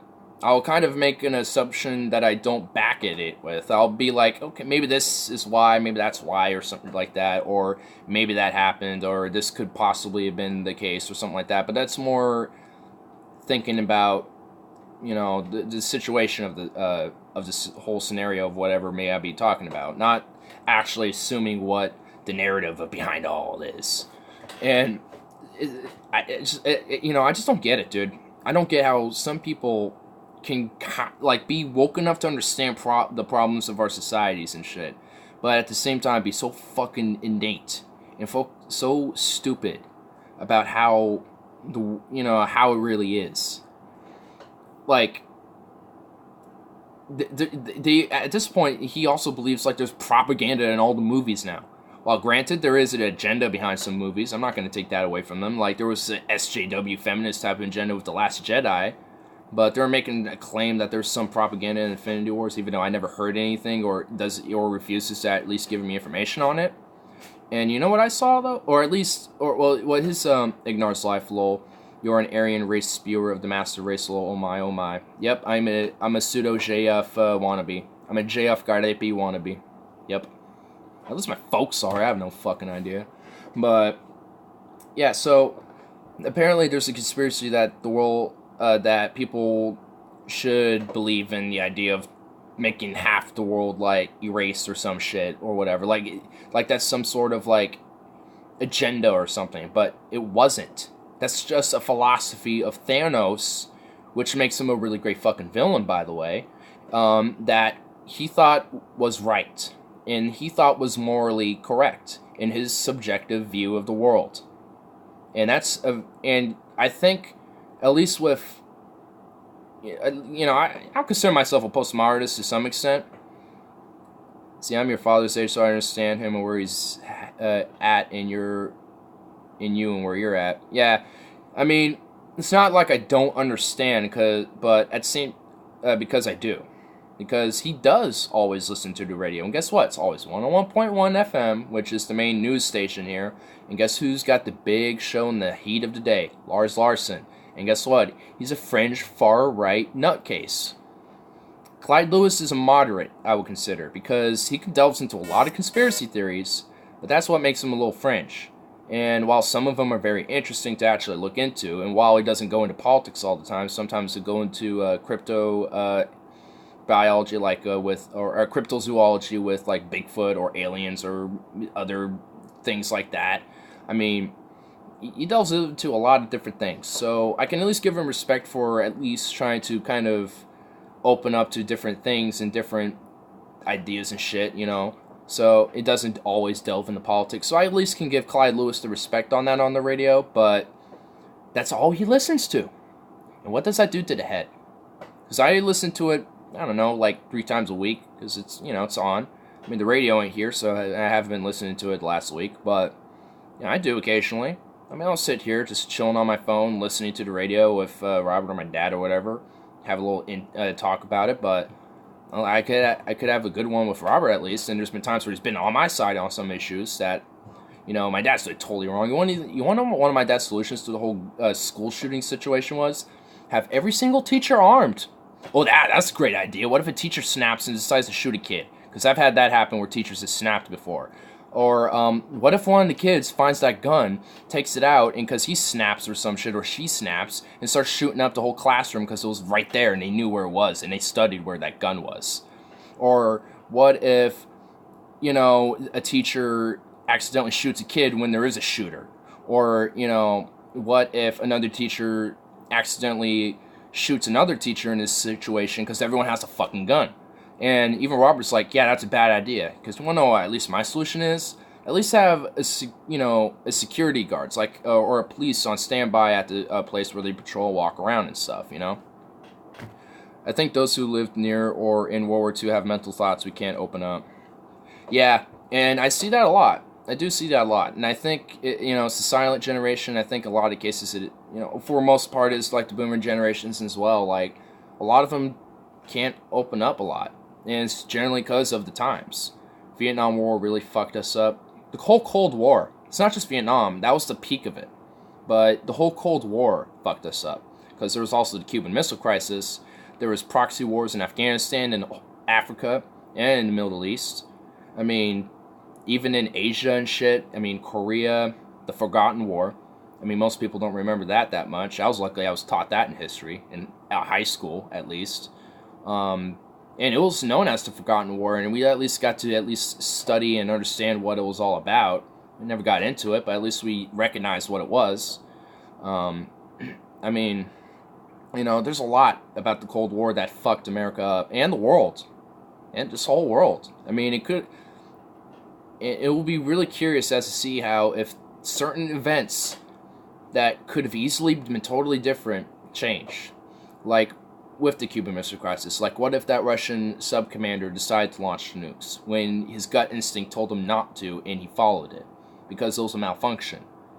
Or what if, the U.S. launched nukes because they got a malfunction in their radar because they thought there was a whole flock of fucking, Russian missiles launched at it when that happened to be like, I don't know, a flock of birds or just a computer wire mix-up or some shit or a shortage. Like, there's a lot of times where nuclear war and annihilation was that close. I probably wouldn't be here. Most of this technology we got now probably wouldn't be here. It would probably look like Fallout. I mean, minus all the radioactive freaky monsters like Deathclaws and shit. I mean, it would probably look like that, and I'd probably be a wastelander trying to survive in fucking, I don't even know. I could have been a totally different person at that point. Because who knows if, my fucking parents would have lived through any of that. I mean, maybe my dad. Because he lived in the middle of bumfuck nowhere, Montana. Who's gonna nuke Montana? Come on. I mean, Dallas, Texas, where my mom lived? Yeah, I'm pretty sure that would have been nuked. So, I'd probably have, I could have been a totally different person. For real. I mean, it's just, how fucked that the Cold War got us. I mean, look how, and look how easily the military-industrial complex and the deep state with the CIA and the fucking mega corporations that exploited that, especially with like the banana republics that we tried to overthrow in Latin America to make it our little fascist militaristic dictatorships to benefit corporations, like in Guatemala, Nicaragua, Venezuela for an extent until Hugo Chavez came in there. I mean, all these places. I mean, and who was responsible? We did that, or at least the deep state did in the United States. And when I say that, I mean the military-industrial complex, mega corporations, or at least big banks in Wall Street, especially, and at least especially after the '60s, the CIA. I mean, maybe in the '50s, not so much, but after at the beginning and during the Vietnam War, yes, I would say so. Like around the '60s is probably when the CIA started getting their little feet dirty. What would we stop with them, and would Russia have joined us to squash China and split it like Germany? Oh yeah, with the Sino-Soviet split. Part of that is that Mao thought his communism was the one true communism. It wasn't Stalin because they saw him as revisionist traitors. And, I don't think, I think what we would stop them, and would Russia have joined us to squash China? And split like Germany. I don't think it would be split like Germany. If we were to take a note on that, we would look for Taiwan into this, because Taiwan is technically the Republic of China, not the People's Republic of China, whatever fucking China is really called. But if you want to think about real China is Taiwan, if you kind of want to delve into history of it. Oh, what the hell? Okay, well, I'll get to this. Hold up. Alright, hold up. I was gonna send a text, whatever.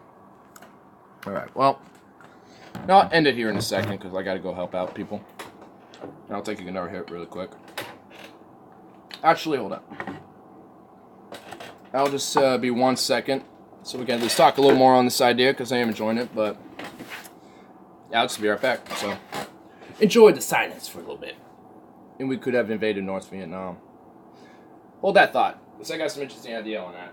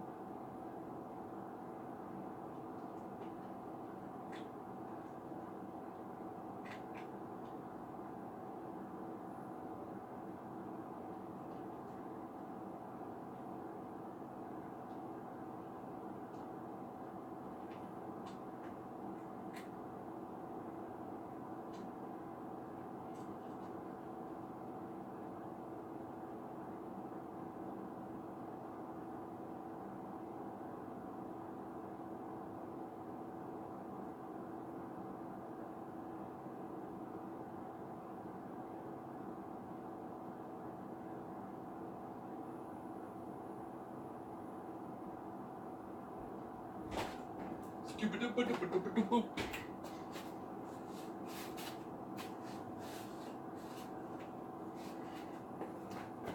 had to make an entertaining return. Be a little entertaining at least. Took a little long spec, but that's fine. I don't think... whoa. Whoa. Missed a lot. I think we could have invaded North Vietnam and pushing China North Vietnam would have fallen, and I don't think China had much border protection. The border was more... let's see... So in general type, I feel this. And fear and Russia came from north, so it would be like split. Sounds... Honestly, in my view, like, North Vietnam was probably better, because I have, it's been a while since I looked into Ho Chi Minh himself, but, he actually kind of was a populist in a sense of Vietnam. Like, most people actually liked him and welcomed him in Vietnam, at least as its country, from at least I can remember, and with the multiple overthrown governments of South Vietnam, and one of them being, like, Diem, a Buddhist, like a hardline Catholic persecuting Buddhists, which was the primary religion in the country. I mean, it was probably better. Like, and I think, if I remember looking into it, I think Ho Chi Minh actually tried to open up relations with the U.S. as well. I'll have to look back into this. I think we'll do an ignorism of Ho Chi Minh at some point. Like, I got these jotted down, like, on different ignorisms I want to get into and, you know, delve into, because it's actually quite an interesting tale about him. And, anyway, so, if we were to, like, not have such a fear of communism with McCarthy, with the McCarthyist philosophy of, like, everyone's a fucking dirty commie, essentially, if we didn't have that instilled in our brains at the time with that propaganda, like the red, like better red than dead type of thing, I think in a way we probably could have opened up relations with North Vietnam, or at the time just Vietnam. I guess it was also North and South, because South was, I think, French-backed at the time until we'd stepped into all of it. Or at least it was French Indochina that was the colony of France at the time. So, anyway, but I think it probably would have been better to actually open relations with Ho Chi Minh, in my opinion. I mean, of course, these are two different views popping in here on here, but with China today, I think it's a little different today, because it's not even really communist. It's more of like an authoritarian state capitalist society, if anything. At least today it is. Not like what Mao probably would have envisioned. But, you know, I don't know. I haven't really delved into a lot of research with China, besides just like the Chinese Civil War, but not like the altercations or like conflicts that happen within China maybe afterwards, besides the Taiwanese issue.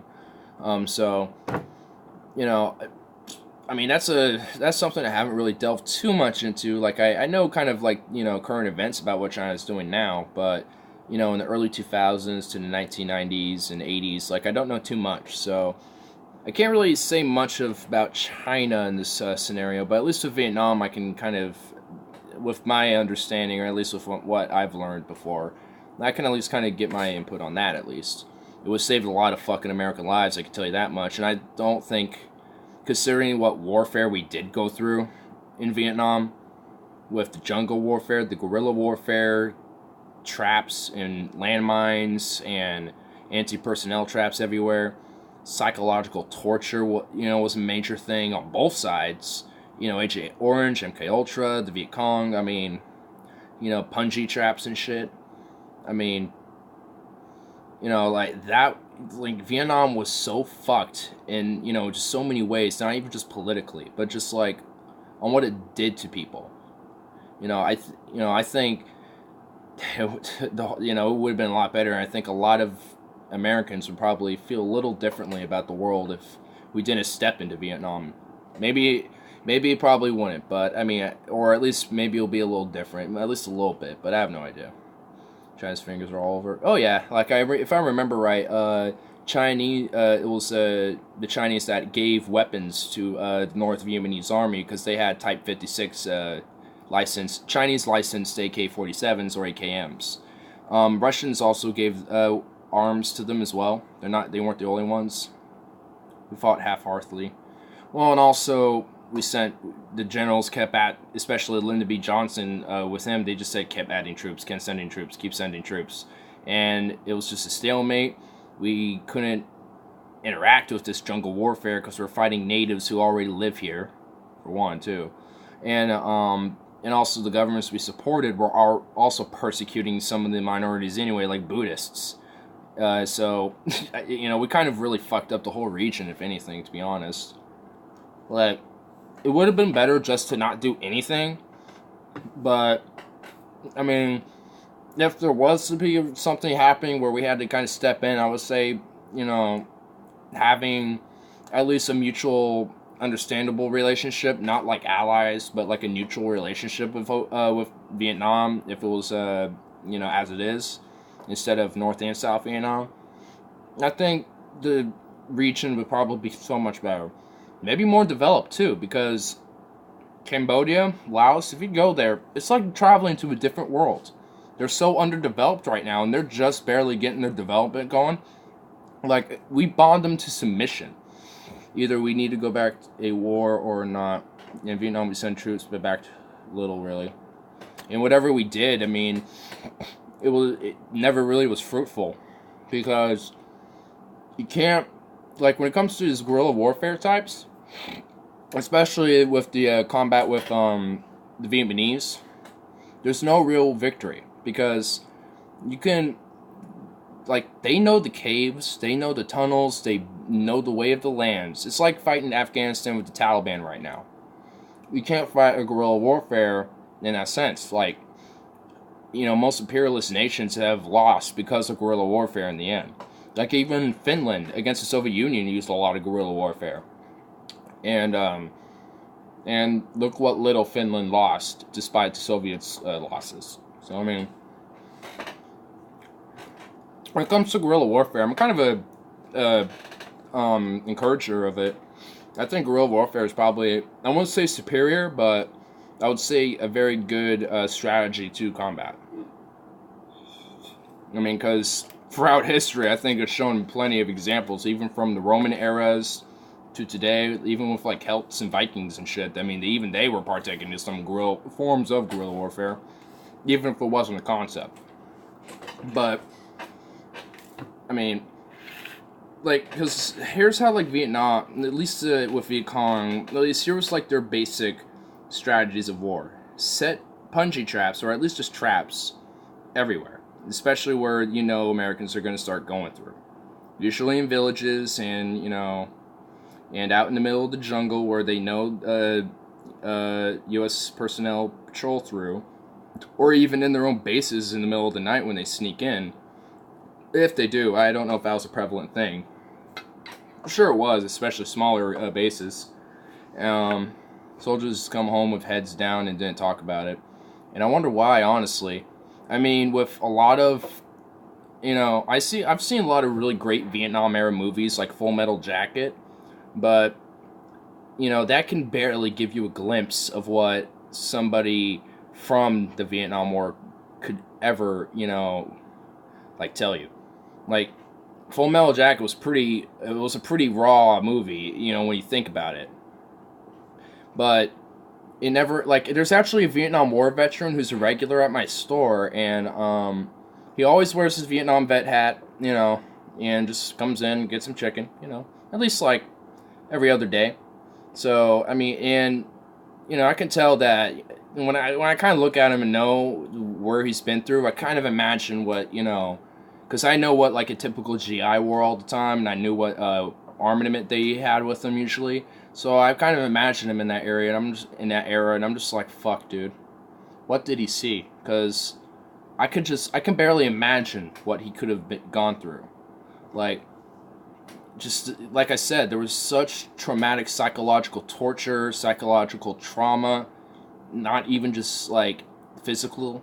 There was a lot of physical trauma because a lot of boys came back with missing limbs or just missing parts of their body because of fucking traps and explosives and just, being shot and shit, in like barrages and everything. I mean, I really don't know if there's been besides the Afghanistan war, I don't know if there's been a worse war that we have, put our own troops into.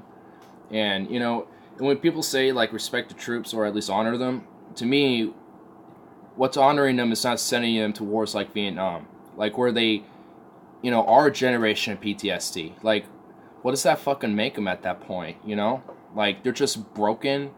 I mean, not to disrespect them in that sense, but it's broken at that point. The war has broken them as a man because of all the shit they've seen, losing all their friends and who at that point could have considered just blood brothers at that point because, of just the war. I mean, I never been there. I wasn't even alive at the time, so I can't, say for certain, but, I mean, I can at least understand a little bit, So, I don't know, dude, like, to me, war is just really fucked, and we're getting to a point where, in human, at least technological evolution, where war should be looking to be obsolete a little bit, but it's not, and I don't know.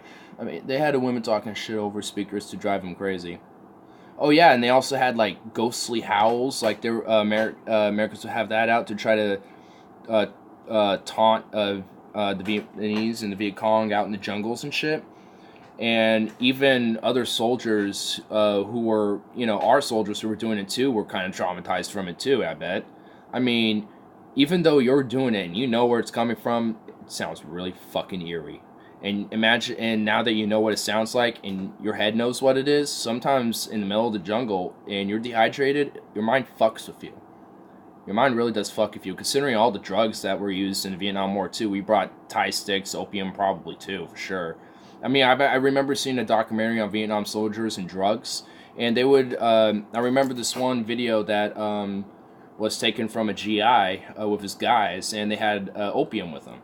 And they used a shotgun as essentially like a bong or like a pipe, and they basically would cock it back so the chain or the barrel was open, and they stuck it down at near the bottom of it where the shell casing would eject, and they would just smoke opium out of it like that, which I wouldn't recommend. I wouldn't recommend using a shotgun as a pipe, but. I mean, I remember seeing a video like that, and dude passed it around, and he looked fucking, wasted out of his mind off opium. So, I mean, or weed. I don't even know what they were using. I mean, it was talking about opium, but if you're able to use a big fucking shotgun as a pipe like that, imagine using it for weed. It'd probably be the same premise. So, I mean, who knows? I don't know what they were smoking in the video, but in the context of it, they were talking about, like, opium and other hard drugs that were discovered in Vietnam and shit that soldiers started using and stuff. So, I know it definitely was a thing at the time, but it's still fucked. Because, I mean, now that not only are they just doing drugs there, too, as well, that could potentially be kind of fucking with their mind a little bit, too. I mean, yeah, I saw that. Oh, well, hey, at least I'm not the only one. I don't know if it was, like, on the History Channel or I saw it online. I don't remember where I saw it, but I remember seeing it. I guess it must have actually been more prevalent than I thought if other people saw it, too. But, yeah, man, I mean... What was I about to say? I blinked on it. Oh, yeah, I remember. Yeah, but, the trauma that... I mean, it's not just the Vietnam War we talk about. I mean, there's other wars, too. I mean, imagine what, soldiers, the U.S. and the Russians thought when they fucking stumbled in Nazi death camps and concentration camps where they see these, bones and, skin wrapped around it from, sad, unfortunate, pitiful excuses of men who are clinging to life, barely have, don't even know, like, what food is at that point because they lost the concept because they're starved, to basically bare minimal energy consumption. I mean, imagine what they would have thought. I mean, seeing, these, essentially just walking corpses. And then, some of them will just collapse dead in front of them because they're just so weak. I remember in Band of Brothers they touched on this, And I remember they did make German citizens who would be like half a mile from these death camps and shit and would never know that these existed. Or at least had the ignorance of them. Like, maybe they kind of knew, but didn't do anything about it because, well, it's out there, it's not here, so whatever. Not hurting me, the ignorance is bliss situation. But, yeah, like, because these soldiers were so traumatized. Not just Russians, but the Americans too. And I think even Brits and French at some point as well. But, I'm pretty sure there's a few out in the West. Maybe not as big as like Dachau, Auschwitz, or Krakow. But, there's probably some out there. They're saying wars are obsolete. My point is yes, but you never learn from our past mistakes. Yeah, because another thing I think is war is never justified. I mean, I think there's an understanding to have a defensive war, to defend your own self and preservation of your own being, at least for a nation. But to me, that would be at least more towards the people, not essential to government. Because if I think, like, let's say Russia invades America today, or something like that. Like, suddenly we're seeing, like, paratroopers at night dropping, catching us by surprise or something like that. I wouldn't, I would freak out, for one, be like, oh, fuck, we're invaded. But I wouldn't be thinking about, let's defend my country, especially the way it is now. I'll be saying, let's defend my community. Let's, make sure that they understand that, we don't like Trump. we at least for the West Coast, and that we are not, willing to support this government, but we're also not supporting your invasion. So, like, for me, I would try to be a diplomat about it. I'll be like, okay, like, let's say I have a militia or something like that, and I'm the head of it, and I'm trying to talk with them because we all got guns, they got guns, and they think we're probably going to shoot them, and they will probably want to shoot us. So we're like, okay, this little town here, we all aren't, Trumpians or whatever. We ain't going to, like, fight to the death over the government, but we'll, defend our little town. So if you just don't occupy us, leave us alone, and, we'll be fine. Because at this point, country's fucked if we're being invaded. So just, leave the homes, leave our townstead alone, essentially. Because like, that's kind of one of my things for, like, why I advocate for militias, at least, which is why I think at least the Second Amendment should be, defined more, like add an article to it, like we've done with other amendments, to kind of clarify more. I've talked about that before, so I won't go into much of that, but like, if something does go down, or some shit, to me, like, my ideas with these militias is to at least protect your homesteads and your towns and your communities and shit. Not necessarily just the government, because these militias were kind of in place to defend yourself foreign or domestic tyranny. So if there's tyranny in this country, which is an excuse used by right-wingers and left equally, we should all be armed and, fucking deal with it, or something like that, or have, like, a revolution. Like, I mean, with Obama, the right was calling for it, and with the left, while they're not saying we should have, like, militia revolutions, they are definitely calling for something. So, I don't know what the fuck that is, because, I hear I hear a different thing every time. There's, like, the Me Too, there's fucking social justice, there's political correctness, there's fucking, like, communism and shit, there's fucking centrism. I don't know what the fuck the left is calling for, because both sides at this point are so fucked in their own heads, It's no wonder that you're so divided, because they're divided amongst themselves, if you think about that. Like, you got the alt-right, and then, like, older conservatives, and then you got, like, a more moderate conservatism, and then libertarianism, or, like, pseudo-libertarianism within the right. And they all are kind of fighting off against each other. And also there's a centrist right as well, with, like, Sargon of Akkad. You're all dead anyway. Is there a theory that with my mega earthquakes, West Coast will fall in the Pacific Ocean? Oh yeah, Cascadia, that's the thing. There's a thing where if Yellowstone goes off, the Cascadian faults will go off as well, which includes all of the Cascade Mountain Range, and the whole Cascadia effect happens here. Yeah, that's a thing. Portland would basically be nothing but lava. Yep, it's a thing. Oh, I know about it. I'm aware. I don't know. I don't think it's going to be like a severe doomsday scenario unless we prep for it and shit. Like, if Portland has, like, an actual like, a Cascadian, situation, like a policy, to deal with this Cascadian effect, like I don't know how saved Portland or even the Valley could get, because I don't know the deep severities, or at least like worst case scenarios versus best case scenarios of what would happen. But if we looked into these, and actually got some policy to be like, okay, if Cascadia happens or some shit, and like Yellowstone erupts or something like that, then here is our plan to make sure everybody in the city, or at least as many people as we can get, safe. And there will be a big plan, and like honestly, I don't know why there isn't more natural disaster emergency plans done for the U.S. To be honest, we know what Yellowstone's capable of, because that's kind of due to go off. Honestly, if you think about that, Cascadia is the thing. We get hurricanes that get worse every year. By the way, I'll send a boat for you. Lol. Go right ahead. I mean, I'm thinking about getting a boat anyway. I mean, there's Columbia River, the Willamette River. I can go right out in the ocean if I wanted to. I could literally take like a big boat and go all the way out towards the ocean if I wanted to. But yeah, I mean, I wouldn't mind getting a boat too. Like, not like a yacht or anything, but a little something smaller than that. I don't need nothing big. Just me and a couple friends. Maybe not like a fishing boat. It can be done for that. Has like a little interior, small little walk-in deck, on the inside that you can go in. Maybe like a couple bunks. Nothing too big, but not like a yacht either. I'm not going to be like elitist with it. Just something nice for me. Like, I don't need a yacht. Oh, a yacht. To be having these big boats and be cool. I could just have like just any boat. There's a lot of cool boats though. But anyway, yeah, like I don't know what the whole situation with Cascadia is, but with the whole country basically sitting on natural disaster land, especially with tornadoes too, earthquakes too. I mean, and also a lot of wildfires, especially lately. We need, I'm surprised the federal government doesn't. I mean, despite our administration right now, I'm surprised there isn't like actual natural disaster plans to help, rebuild or at least prepare better so the damage isn't severe. Like. Now that I'm realizing this is kind of fucking freaky. Or not freaky, but kind of fucked.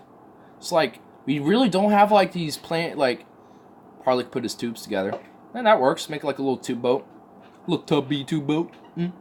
Yeah. But, yeah, like this, it's kind of like, we have FEMA. We have like bills that get pushed. But that doesn't really help when like Puerto Rico is still fucked right now. Like, there's... like why?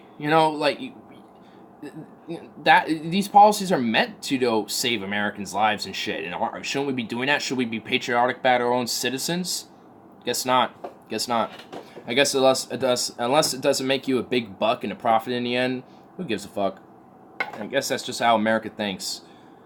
But I don't know. What are you gonna fucking do about it? Because pessimism is king. I guess going back to that, because that's just how it is. And unfortunately, this unless people like Alexandria Ocasio-Cortez keep getting wins in elections, and if she actually wins her general, that's going to be a good turn tide. I mean, then 2020 might actually look promising. But I don't know, because we got to see how the rest of the DNC and the Democrats do, because if they just keep fucking it up like they are, I don't know. Maybe a second Trump term is looking there like it's a thing. If it is, you might just not see a bit of optimism left in my juice. My juice would be nothing but pessimism. But at that point, I might just have like a news, the country is becoming for the rich. It's been like that though. Honestly, if you really kind of go back into it, it's been like that. I mean, it really got hyperinflated with Reagan, with Reaganomics and trickle-down economics. Even the original Bush called Reaganomics to trickle-down economics. Money just trickles down to the poor. Even he called it voodoo economics. And voodoo economics basically means it's magic bullshit. It's bullshit! So even the first Bush, and I don't get credit to Bushes at all. Maybe besides Jeb Bush because he's a fucking goddamn meme. Like, that guy's a meme. Like, come on, please clap. Because they're kicking me out the door. They're kicking me out the door. Like, even his own mother doesn't think he's the favorite Bush. So, there you go. But, besides that, like, the only credit I can give for the Bushes is that even the first Bush thought that the trickle-down economics was voodoo bullshit. Unfortunately, his younger one, the junior, he didn't really think otherwise. He thought they were good too, because he pushed it more. And then we got the '08 recession with the subprime mortgage crisis. Mortgage crisis. I don't know. I slur my words sometimes if I kind of like put it out there. I don't know. My eloquence sucks. I'm like Deathly Peterson, and I am the Great White Hope. Well, at least you got your smoke when you get pessimistic. I only got Pepsi. Hey, Pepsi's good too. I like Pepsi. I mean, like, at this point, I'm not like compared to like the first 30 minutes of my stream, like my pessimism is more chill now. Now that I got some bulls in me, I'm a little more fine, because weed helps me, you know. It especially helps kind of quell the emotions a little bit, because that was me sober as fuck. If you want to know the truth, I only had like one before I left for work, because I felt like shit. Then I had one at lunch, and that was basically at 9 o'clock. So, you know, that was my second one of the day, and that didn't really do much for me, and now I'm here. So, a little better about it. It was kind of good to at least have like a little break day, but I wish it wasn't like this. It shouldn't have been like this, but it was. It was.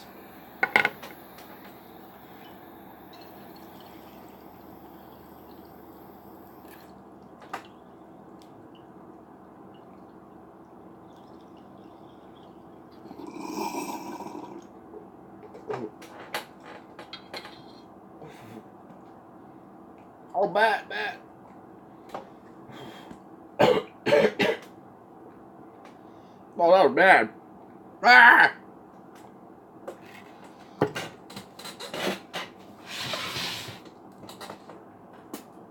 Oh, there was no way I was holding that in. Oh, fuck me, dude.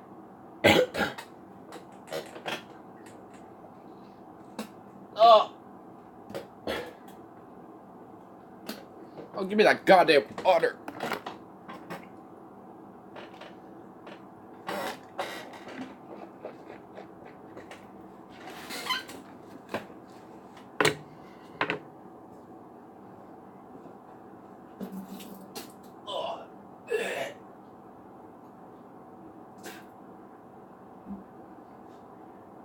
Oh.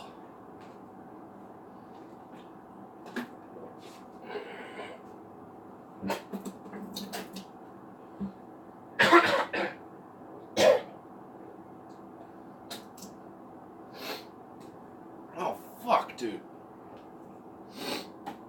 Oh.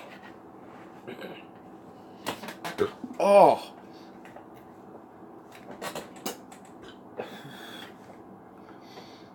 Oh. Oh.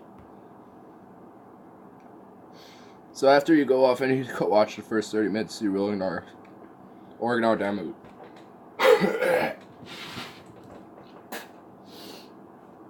Yeah, basically. Oh. That fucked me up. What the fuck?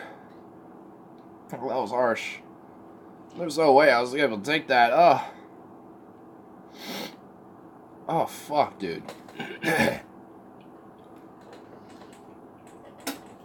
I take it wasn't so good. Yeah.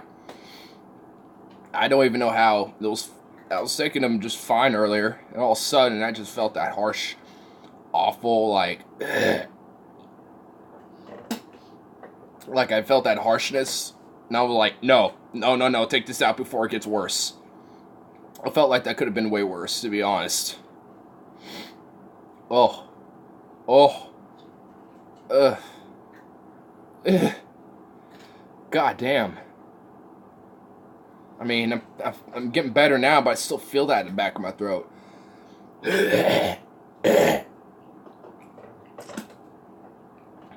Damn, dude.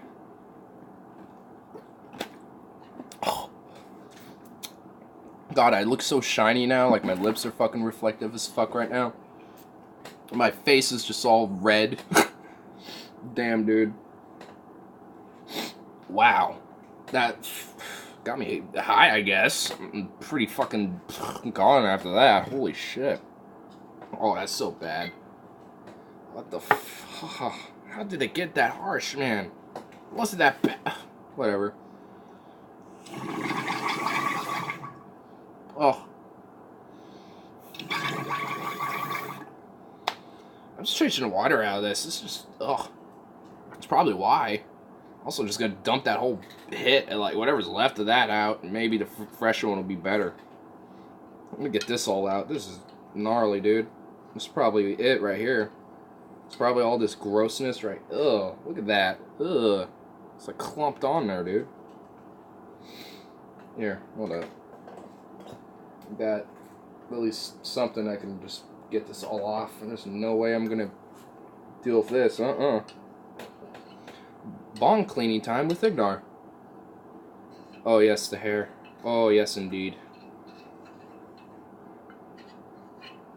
Oh my god. Come. Oh well, that just went inside. That's just tremendous. That's just tremendous.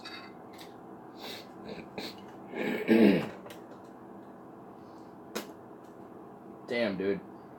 That really fucked me up. I don't even know how that got me so fucked. I didn't really take it longer than I normally would, and oh god, this is so gross. I'm gonna wash this really quick, and oh my god. Oh my god, dude. Here, I'll let you look at the eye that fucked me up while I'm like recovering a little bit. Maybe the next one won't destroy me. Jeez. I don't want to end on that awful note. That was terrible. That was just terrible. That didn't make me like feel shit. That just made me feel terrible. There you go. Well, he's down below. Oh wait, hold up. I'll just use these. There you go. Now you could see him. The fucking all-seeing eye that destroyed me. I have to clean a bong 101. Damn straight, dude. Whoa, whoa! Aww. I just accidentally partially tipped the trash over, and now half its stuff fell out. That's just great. That's just great. Oh my god, is this... Oh. Just damn, dude. Ugh. Ugh. Gross. Just gross. Ugh. Well, how to clean the floor 101. Especially with my destroyed saliva at this point. There we go. Ugh. Damn, dude. That fucking murked me. I just want the high to, fix my bad high. It's like a good but bad high, dude. It's weird. Ugh.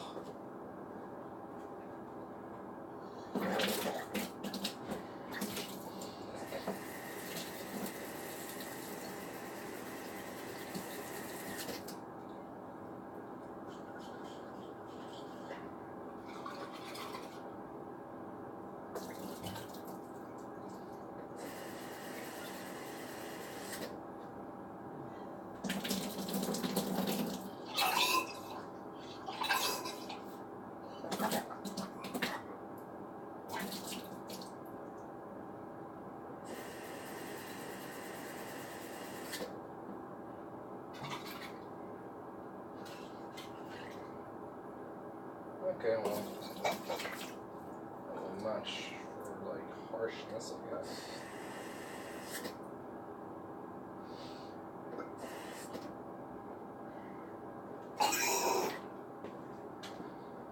Ugh, fuck, dude. Okay, hopefully that basic clean will make it a little better. Magical eyeball. Yep. It is the all-seeing eye. You need a maid. No, I don't. I'm my own goddamn maid. I could clean up my own messes. Oh, God, dude. What fucking got this hit to just destroy me, dude? Ugh. It hasn't done that in a while, so I was kind of expecting that at the same time. It's like, I haven't gotten a hit that just destroyed me yet. And then it happened. I wasn't thinking about it at the time, but I was thinking about that a while ago. Oh man, there's like still a little bit of the. I'm gonna just use this like very, very tiny bit that wasn't burnt at the bottom as the base. It's like a little bit of bud that I put at the bottom that's like half burnt. That's about all I'm putting in there. Jeez, dude. I don't even know how that just destroyed me, dude.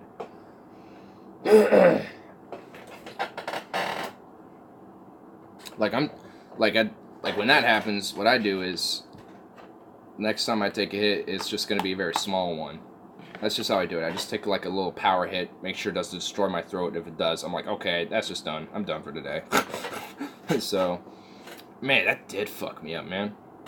Whenever have you smoked weed, have you ever gotten hit so bad it just fucked you up? Like that, or maybe not as severe, but something similar? Because I've had hits like that, and that's the first time it was bad. That's the like first time it got on stream. I don't think I've had like a really bad hit on stream besides the time I got sick. Like after I got sick, the hits were hard as fuck to take because my lungs were kind of infected. So I was just smoking bud to kind of help keep that. Did you hear today Comcast went down on the East Coast at 1 p.m.? Holy shit, dude. I wonder what happened with that. I mean, I have no idea what happened, so. But that's crazy. I didn't know that. Damn.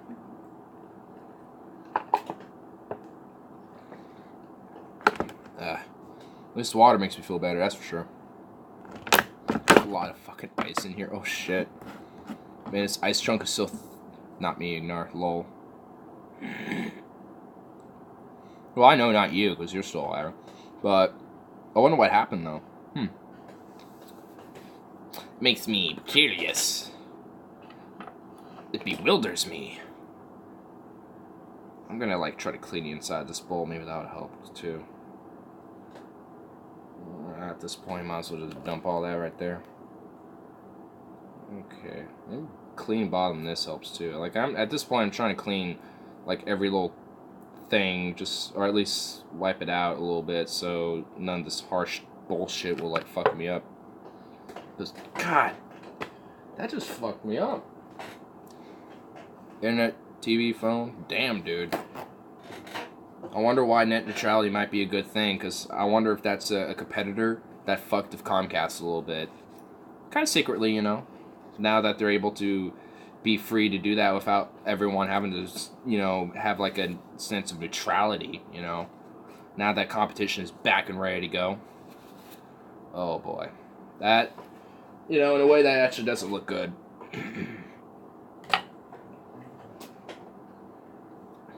Still waiting for the day I can experience any hit. Lol. Hey, when I get meetups going, or you find yourself down here, I'll hook you up. You know, I'll try to give a hookup. I'm gonna get some of this not burnt shit in here, so at least I know that's kind of okay. I'm gonna smell it, because I could tell if it's just that harsh smell. Not really, okay. Well, whatever. I won't use that. I'm getting mostly bud in here. Get in here, motherfuckers. Get in here, you little budlets. I just need a cash. Just need a little bit of casual. I have a little small one, just make sure it's okay. Before I load up a fatty and then just go off on that. Oh my god, that was terrible. That was just terrible. That was terrible. I don't know who just entered, but you just missed. Like, the last 15 minutes was just fucking awful for me. I took a hit, and it was so harsh, I had to cancel that hit, like, mid-hit. Good hit, bad hit, big hit, small, any. Okay. I'll take, if this one is good, I'll take it just for you. But if it's not, then I revoke that hit for you, because it was terrible. I don't want a terrible hit for you. Let me just make sure my throat's good. I mean, I don't feel that harsh. It's on the back of the throat anymore, so that's why, you know, I got this thing going, so let's see.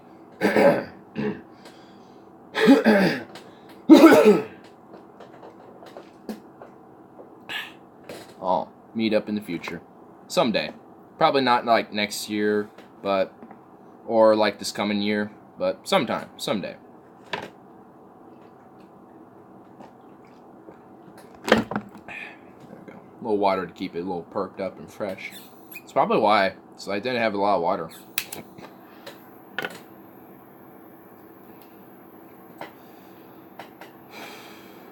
Okay. Hope this doesn't kill me. Whoever just entered, if it kills me, you're gonna just see what happened 15 minutes ago again. Well, for you it won't, but for me it will be again. I'm like, I still smell that harshness from that smoke earlier. It's really throwing me off right now. Who entered us? Who's there? Well, now there's 3 people here, so now there's 2 others. So I don't know, but to the person who also just entered again, had smokable full stems today, ran out and got me high, but tasted like absolute shit. You just missed, like, the awful hit, dude. The most awfulest of hits I took. Like, after the stream, you'll be kind of excited to see that, because you'll probably be laughing your ass off, because I'm like, you know, I'm like, oh god, hold up, hold up. I went over there, I was dying, it was bad, it was bad. But hopefully this won't happen to me, and I'm like getting reluctant at this point because it might, but hopefully not.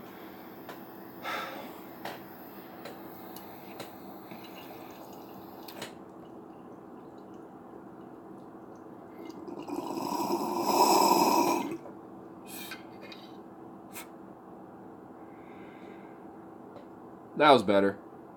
That was a lot more smoother and a lot more better. Okay. We're Gucci. We're Gucci. Yo, Gucci.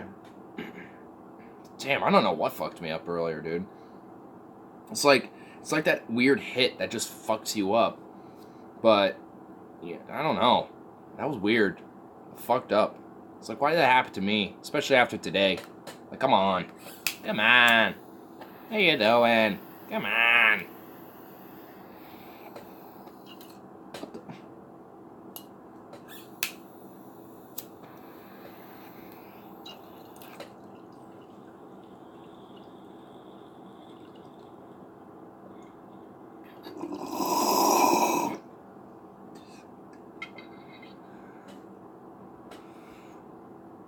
Alright, now they're fine. I don't know. I don't know what the fuck that was about. Some of my hits are fine. But let's fucking stop getting into my fucking misery now at this point. I literally don't even remember what we were talking about earlier before all that happened, so we'll just have to stem into like one final conversation before I wrap it up, I guess, at this point. Because I don't know how like 2.5 hours goes by so fast. Like, cause this like I've always been doing like 2.5 hour streams now at this point. So now at this point, might as well just take a couple questions or some shit. Answer and open up a little bit about myself or some shit. I don't know. Filling the time with that because Harley's asleep in my room, and if I watch a few videos, I'll wake his ass up. So I don't want to do that. We could go outside. I'm gonna take this outside and finish it out there. How about that? How about that? We'll do it like last time. Okay. Get that in my pockets. Have this with me. I just smoked. Oh, so do you prefer indicas or sativas? I'm kind of a sativa guy because I like having that open creativity, opening out my mind a little more. But I kind of more of a hybrid, honestly, like a sativa dominant hybrid. Like that's kind of more my thing. I love the indicas, but I would still have to put the sativas over that. But a hybrid of that, like with a sativa dominance, that has like a lot of like head euphorias along with like a body relaxation. That is like some of my favorite shit. I don't know. Okay, this this very small bag of weed at this point. There's not a lot in the bottom of this now, but this used to be like fat as fuck, like up to like the very top, just like yay big, you know, like fat. And I don't know what strain it is, honestly, but it gives me a decent body high, and also gives me it gives me a little mix of both. So I'm assuming whatever I've been smoking for the longest time is a hybrid, but at this point I'm pretty tolerant to it, at least when it comes to the head high, or at least I can't tell when I get high anymore with it. But I mean, apparently even from last stream I got high as fuck, so I don't know. You know, I can tell that I'm high, but I guess I can control that, if that makes sense. Like, I'm able to understand that and be like, alright, I'm high, but I can control it, you know, I can keep myself cool in certain situations, and, you know, whenever I need to, I can, you know, be a blubbering little stoner idiot whenever I want to, like, as I have before, you know, because I guess in a sense I'm able to control that, you know, I have, like, a discipline with weed at this point, despite how much I smoke of it, so I don't know. I think it's, for me at this point, like a disciplinary thing when it comes to, like, highs at this point.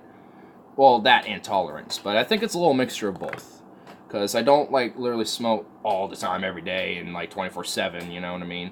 Like, I'll have, like, 3 or 4 bowls in a session, and I think that's about how many bowls I usually do in a stream, too. It's about 4 to 5, I think, on average, give or take, depending on my mood. So, well, sometimes I do, like, 3. I mean, it just kind of depends on how long I go for, depending on what I'm doing, et cetera, so, yeah. But anyway, I'm going to take this outside, so let's go. Hopefully it's kind of... Oh, I have Pop-Tarts. I didn't even notice I have Pop-Tarts right here. I'm taking these. Will these fit here? Nope. Okay. Whatever, I'll hold these two. I'll just come back for that. Alright, let's go. I'll come back for stuff. That, and if we do get a little loud, like we have been a little bit, at least Brandon won't be disturbed. Oh, pussies. Oh man, they're everywhere here. Holy shit. Holy shit. There was a lot of them right there. It's like 3 of them at once. Oh, nice. Looks beautiful out here. And I got a spider web in my face. Wow, it's a very clear night. And I see Saturn up there, now that I know where it is. I don't know if you can see. Oh, you can. Well, there's the moon. Somewhere right there is Saturn. Just to let you know. And Jupiter's like goring out in those trees over there, and Mars is over there somewhere. I don't know where. But Jupiter's like, or Saturn's like, it moves so quick over the telescope viewing that it's going to be really hard to even get a picture, so I might not try to show it, but at some point I'll try. At some point. But let me go grab the rest of the stuff. My phone really did that. I was about to leave. It tried to pull one on me. It tried, but it failed.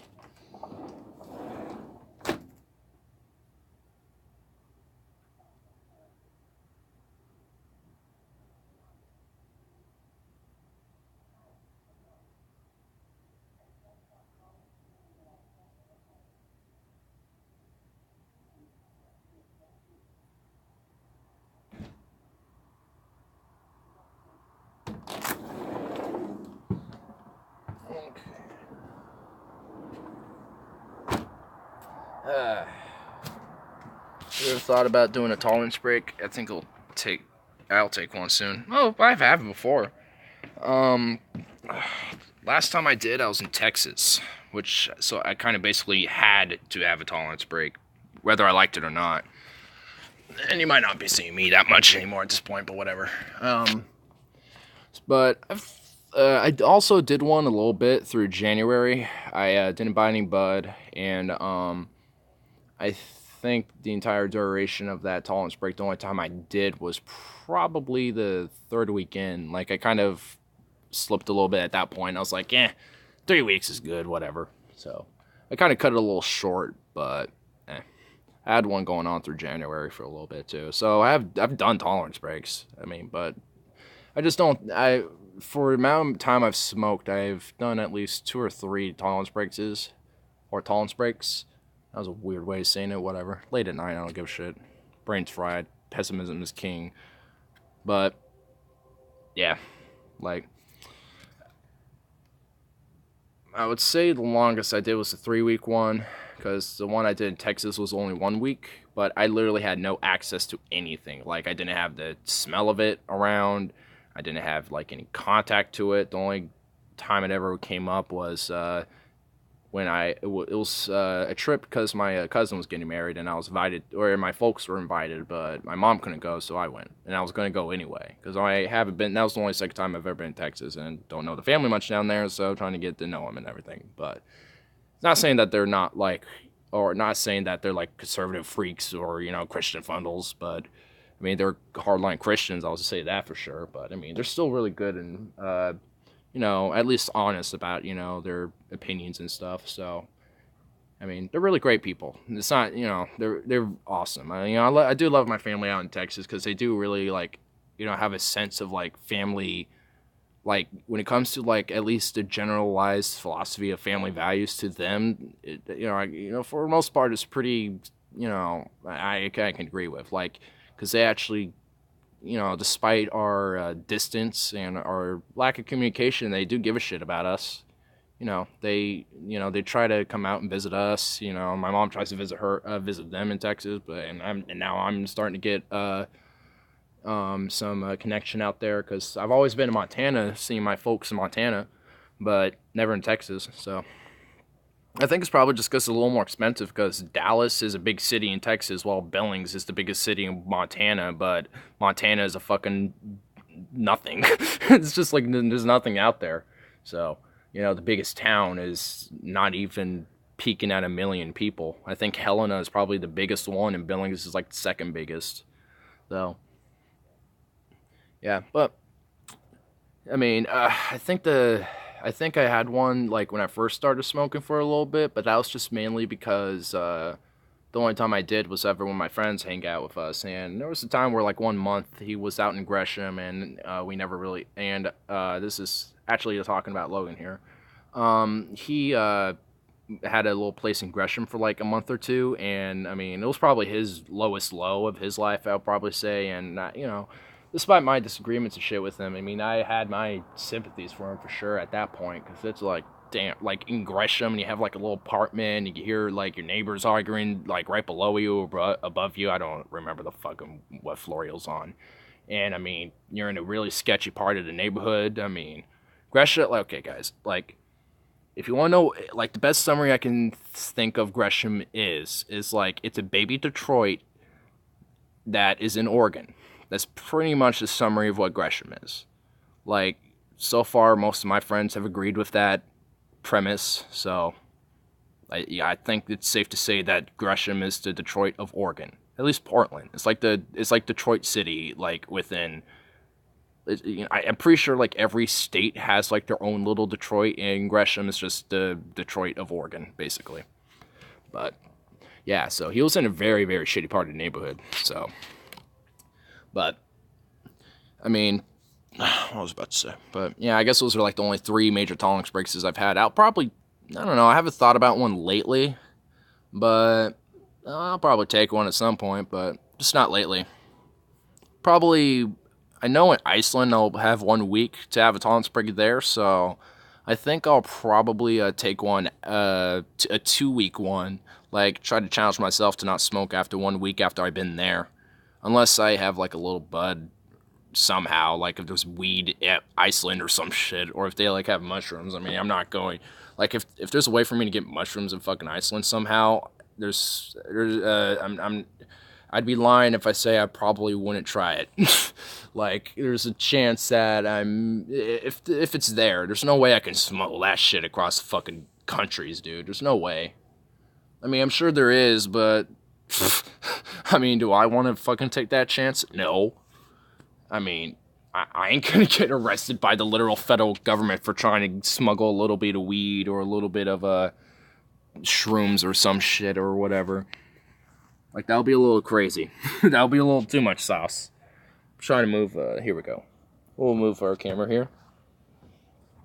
So I'm at least not holding it the entire time so I can load another bowl. Load another bowls.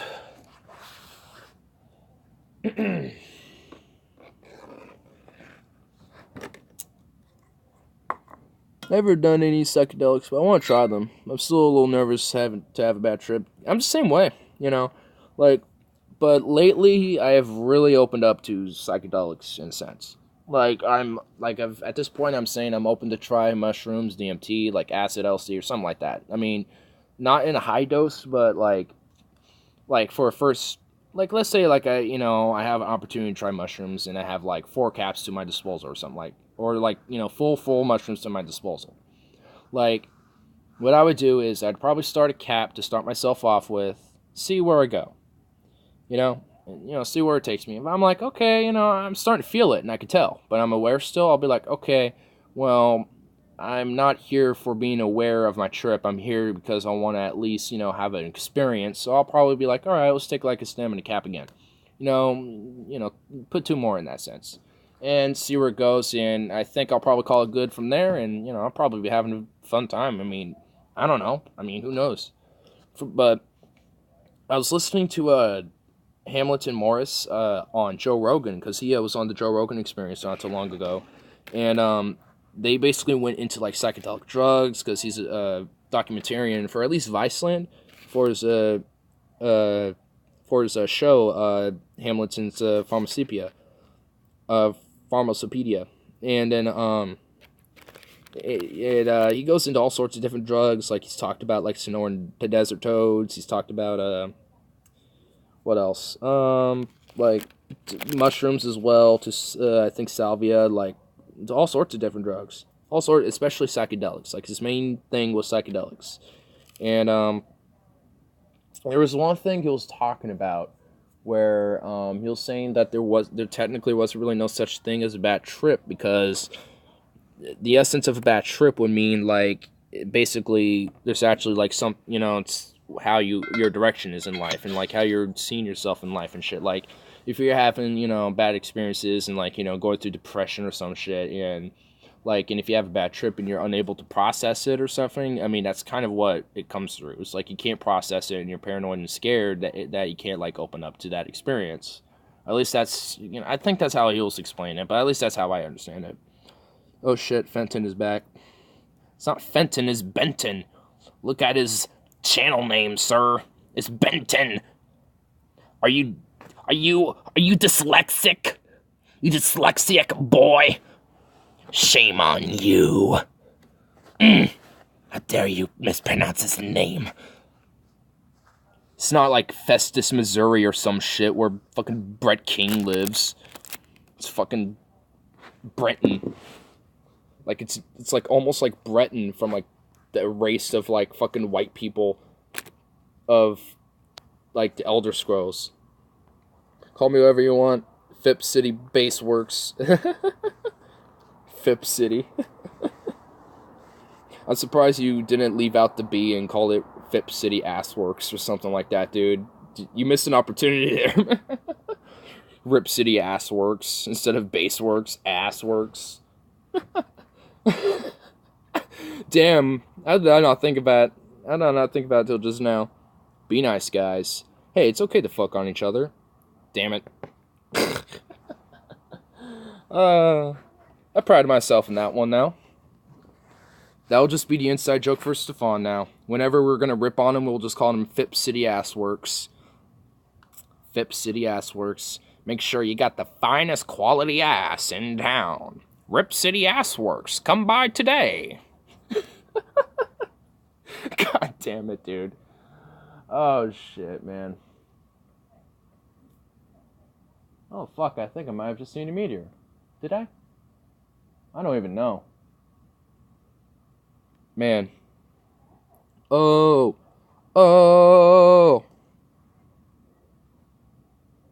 Yeah, I don't know if I've seen a meteor, dude. I might have. I mean, sometimes I can't tell, because whenever I, like, look up, sometimes, like, the streak of the stars, I can, like, sometimes mistake that as, like, a meteor, but sometimes I actually do see one, but... Oh, whoa, I think I might have just saw a very faint one. Okay, I actually genuinely did think I saw a super faint one, but that's probably the only one I'm seeing tonight. Last night I saw one that was pretty visible. It was pretty bright. It was like a very bright blue with like a purple streak. It didn't burn out into like a very, like a whiskey bourbon red. It was pretty beautiful, dude. Like, whenever I like look up and see meteors, I question where they came from. What were the origins of, like, it could be space junk. Like, you know, I don't rule that out, you know. It could be just space junk that we've launched, but when it provides such a bright, you know, interesting colors, like, I wonder if that's just like a rock or something. Or like a different, you know, rock with like different materials or some shit from a different part of the galaxy, or even the fucking, you know, solar system, who knows? I mean, it could have like come from a different galaxy too, even, like Andromeda maybe? Like, is that even a plausibility yet? Does that mean I have to do ass NATO surgery? Maybe. Okay, Ignis. Oh, damn. Ignis, I got nothing for that, dude. Aliens. Fucking aliens. Yeah, I mean, I do believe that there is, like, life on other planets, or at least on other worldly bodies, like moons and shit. Like, I do believe, like, life is a plausibility elsewhere out there. But I don't know if they visit Earth. Like, that, I've always been very skeptical of that. I mean, but besides that skepticism, like, for me to I can comfortably say that there's most likely. Like, I can't confirm that because there's evidence towards that plausibility, but it can never really truly confirm, at least right now, if there's life yet. I mean, again, plausibility. I mean, we don't know yet, but the evidence is like as the years go on and the months go on and shit, as scientists do more research on these other planets and moons like Europa, Titan, all this shit, and even Mars to at least understand ancient life that might have existed at least. There is more evidence to back it up, but there's not evidence of its actual existence yet. That's the one thing we need to really find out about, is if it really does exist right now. And if it does, that'll be like a very big achievement, I think, for mankind for sure. To discover life on other worlds or moons, that'd be really cool, dude. I don't think I don't think it will be as like big news or anything like that if it was just like multi-celled, like like bacterial life or some shit. But if it was like sentient life, we would be flipping our fucking shit. Like, or it might just actually be a legitimate cover-up. I don't know. I don't know what the reaction would legitimately be to find out there's other sentient life similar to us, of either higher or similar intelligence to us. Most likely higher intelligence if they're able to do intergalactic travel and shit. They're definitely far superior to us in technology. I still believe life on a comet came when comet hit and killed dinosaurs. Well, then there was already life prior to that, because dinosaurs is other life, is it not? So life would already have taken form on Earth. I believe that life probably came from comets, so at least the building blocks for life during the formations of Earth. I definitely do believe that. Though, I think, at least with the meteor, it did definitely play a very, very, very big impact, pun intended as well, on the evolutionary chain of life. Because I think 90% of the world's life in general went extinct or just went wiped out. And most of it was mainly most life that was preserved was mostly in the water, I think. So, it's... So, it's, you can't just not rule that out, too. I believe they do have, like, the pinpoint of where that meteor might have hit, because the crater is still there, which is fucking insane, dude. These craters and shit, they're still on Earth. They're on Earth, too, like on the moon and shit. Like, here. Like, when I look up at that moon, right out there, there's fucking craters, like, that are within craters. And it's just, like, it's fascinating to see, like, the timeline of all these craters and, like, understand that some are, like, a lot fresher than others. And some are just, brand new and everything, which is so fascinating to me. Because we have the very same thing on Earth, Oops, I didn't meant to keep it up. Oh, there's a cat back there. Hold up.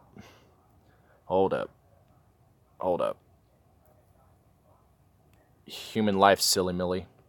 Damn straight, dude. Can we flip the camera, please? Flip the fucking camera. Yep, there's the pussy.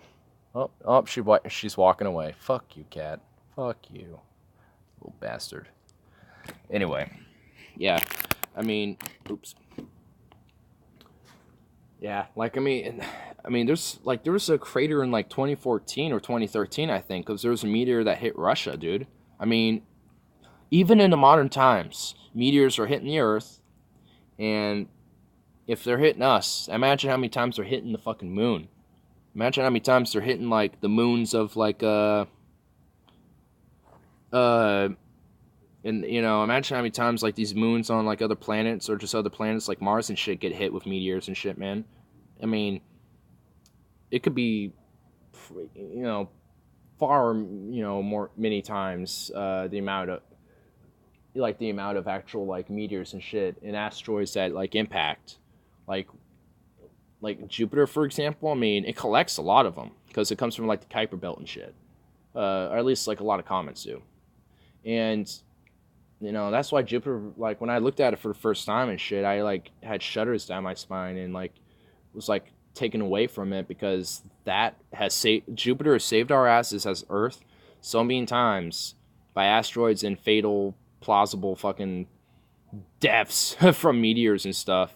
Granted, it doesn't do it every time because we got the dinosaurs and meteors are just naturally going to hit us at some point. I mean, like, what are the chances of these meteors that come from out of our solar system, like within our solar system, probably even on the other side of the galaxy? What are the chances that that fucking rock hits us and wipes all life out again, like it did before? Like, it's literally just a shooting gallery in space when you think about these asteroids, meteors, comets, even rogue planets. Like, rogue planets is a thing. Like, these are planets that don't have a home. They don't have a star to call home. They just drift. They just drift in space. And for the most part, they're just dead planets. But I mean, that's crazy, dude. Like, that these planets are just out there drifting, just doing what? Just roaming out for the galaxy. I mean, I doubt life probably exists on these planets considering they're basically dead. But I mean, it'd be really fascinating to see what actually is on those planets, my feelings. We are spawn of aliens, thus descendants. Yeah, I mean, I don't, rule it out. I'm not gonna, deny that. But, I mean, I don't know. I mean, I'm still skeptical of that. But, in some sense, I mean, I do kind of believe that, too. You believe in the connection between humans and animals. That would lead us back further. Yeah, with common ancestors and evolution, I mean, in a sense, we are. I mean, and also, I think even now there's still a social connection. I mean, why do you think people call their dogs man's best friend? Because I mean, there's a connection and a bond between an owner and their dog. I mean, despite what people say, same thing goes for cats. I don't give a fuck how many people don't like cats. Like, my cat, my cat at least is very attached to me. And then Bandit, the cat that comes on the stream a lot because he comes on my lap and I pick him up and I, fuck with him a lot. I mean, he's a very social animal. Like, he always is begging for attention and loves any attention he gets, I mean, the other cats are a little bit pussies, but, I mean, a lot of them love the same affection that they get, that I give the others. So, I mean, it's just kind of, there is definitely a connection between, animals and people, for sure. I mean, even, from a scale from being just an owner of of the pet, taking care of them, putting them in your life, to raising them on farms and shit, to even hunting them, because there's a brief, to me, I think, well, I haven't been hunting. To me, from what I at least know, can understand from hunting stories and everything, there's I would say a brief moment where you kind of I don't know. I mean, I haven't been hunting, so I probably shouldn't delve into that and fuck up what I'm trying to say or something, because I might, because I haven't been hunting, so I wouldn't know the interactions and feelings that we would have, or at least I would have, for that moment. But at least for what I think is, okay, here's what I at least would think. I mean, there would be this brief moment of all right, I'm the predator, you're the prey, and once you're dead, your life will be benefiting mine. You won't go to waste. To me, there's a at least a personal respect towards the animal, at least, you know what I mean? That's because that's what I believe in, because I mean, I've been raised with them and shit, especially cats. I mean, we've had 2 little dogs recently, and I've always had cats. So I mean, I just always have believed in at least that sense of bond between animals and shit, and at least there's a respect for them. So, but yeah, I think there's a connection, though. I wouldn't say it's a literal consciousness connection, but there's definitely, if you make it a connection, you can have a connection. Some people are, oh, hey, Bandit, speaking of the little boy, he just walked up to me. Oh, hi, buddy. Hey, little fluffer butt. What are you doing?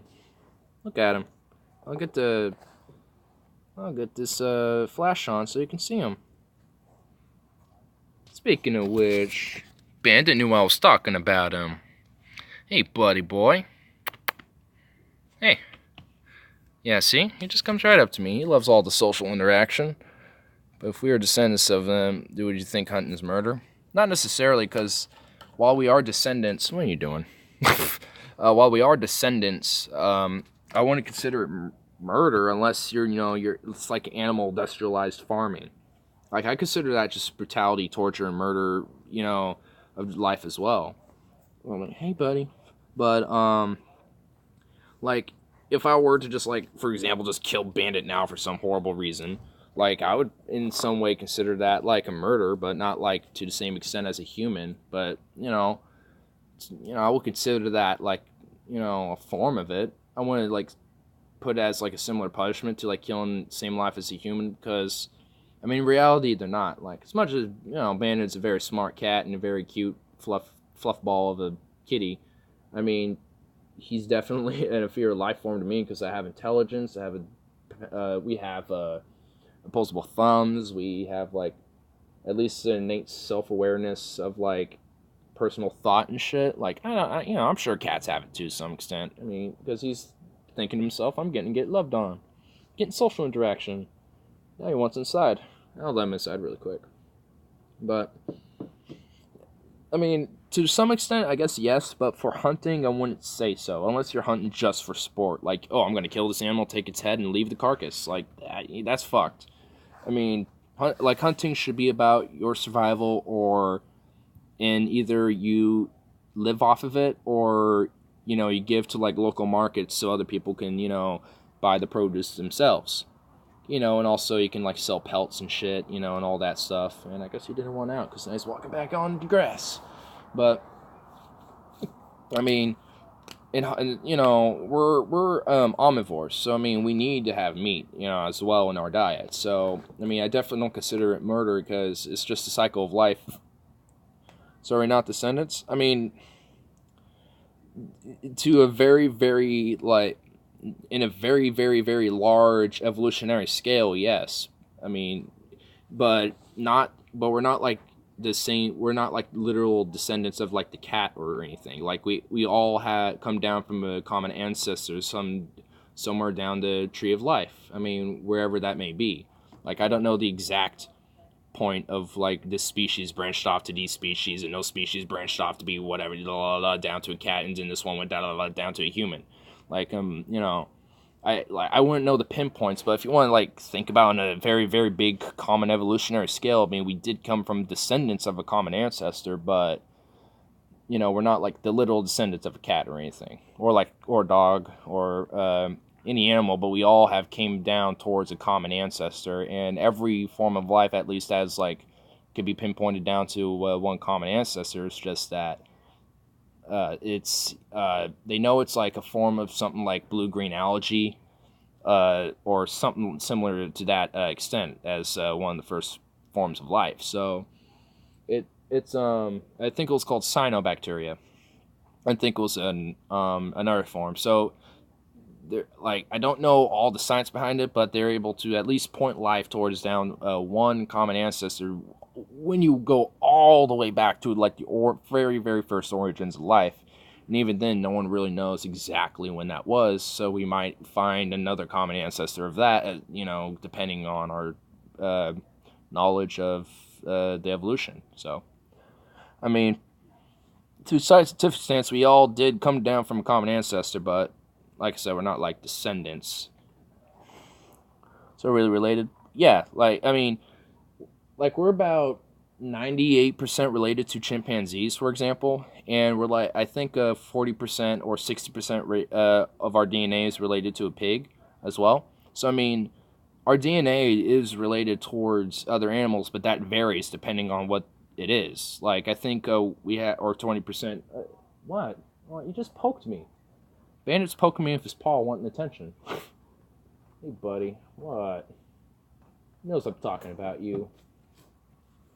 But anyway, I mean, what's it going by? Oh, yeah, like, I think with bananas, for example, I think it's around 20% of the DNA of bananas is related to us. So, I mean, it just depending on what you look at. I mean, there is a variance in DNA where we have some relation towards. I'm sure just like things that are only 1% related to us compared to like chimps being like 99% or 98% related to us. So I mean, there's relations depending on what it is, depending on what that life is, would have either very little or a lot of relation depending on the related genes in our gene pools. Because like every form of life has like different forms of chromosomes and shit. Like I think like we have 48, while other I don't remember how many a dog has. I think it's like 27, and then I think a cat has like 28, or I don't know. I remember like what all the chromosomes of every animal has, but that's where all the common genes come from. Is like how many fewer chromosomes it uses, and that's kind of a more basic structure of like gene. While since we're more complicated, we're having more on top of that. How can you separate any hunting other than for food, also survival? Well, because I mean, that's primarily how hunting was, and at least how I see it should be. So I mean, I wouldn't I mean, there's I think especially when it comes to like vast overpopulation, because that is a problem in some places with like deer or a certain extent. I think with like certain regulatory restrictions, I mean, hunting to quell a population, but not, just dispose of carcasses or some shit, but to like still use it to essentially like sell the meat or pelts or whatever for, money or whatever. Like that's to me still fine. Or to, just have for yourself. But I mean, like to me, just hunting for sport, just to kill and hunt an animal, and not do anything about it besides just take some prize trophy that people have it. Hunting other than for food is murder. Well, not specifically just for food, but like you could use the pelts for like clothing, or even like the stomach for other things, and you can use the bones for tools and weapons if you wanted to. My mind's stuck on this. Lol. Sorry. It's all good, dude. I mean, it's kind of delves into the philosophy of hunting. I mean, because there's probably other people that have different views on how hunting should be, but since I never really thought on it, or at least never done it myself, I mean, I just can't really offer too much of opinion on it because I've never had that same experience of hunting. So, I mean, I can only kind of go on just based on what I've already kind of said, because I mean, it's not much for me to really kind of go off of, if that makes sense. Like I've seen people hunt, done videos of such and everything like that, but I mean, I've never like hunted, like I said, or have had that experience. So it's just like what I've seen, what I just think about hunting, and just how I feel about how we get food and everything as well. Like, I mean, if like if we're doing like sport hunting and shit, and all this like mass industrialized farming, I mean, then like just like how do we let that continue? I do not agree with hunting. Oh well, I mean, in a lot of ways, there's better ways of getting food.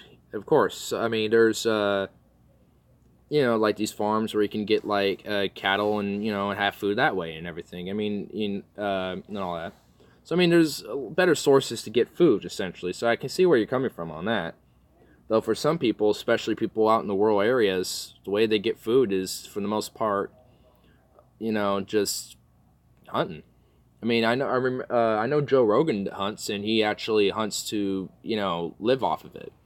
So, I mean, when it comes to like living off of the land, which includes hunting, in my opinion, at least for me, it includes it because you're also using like other life to benefit your own survival.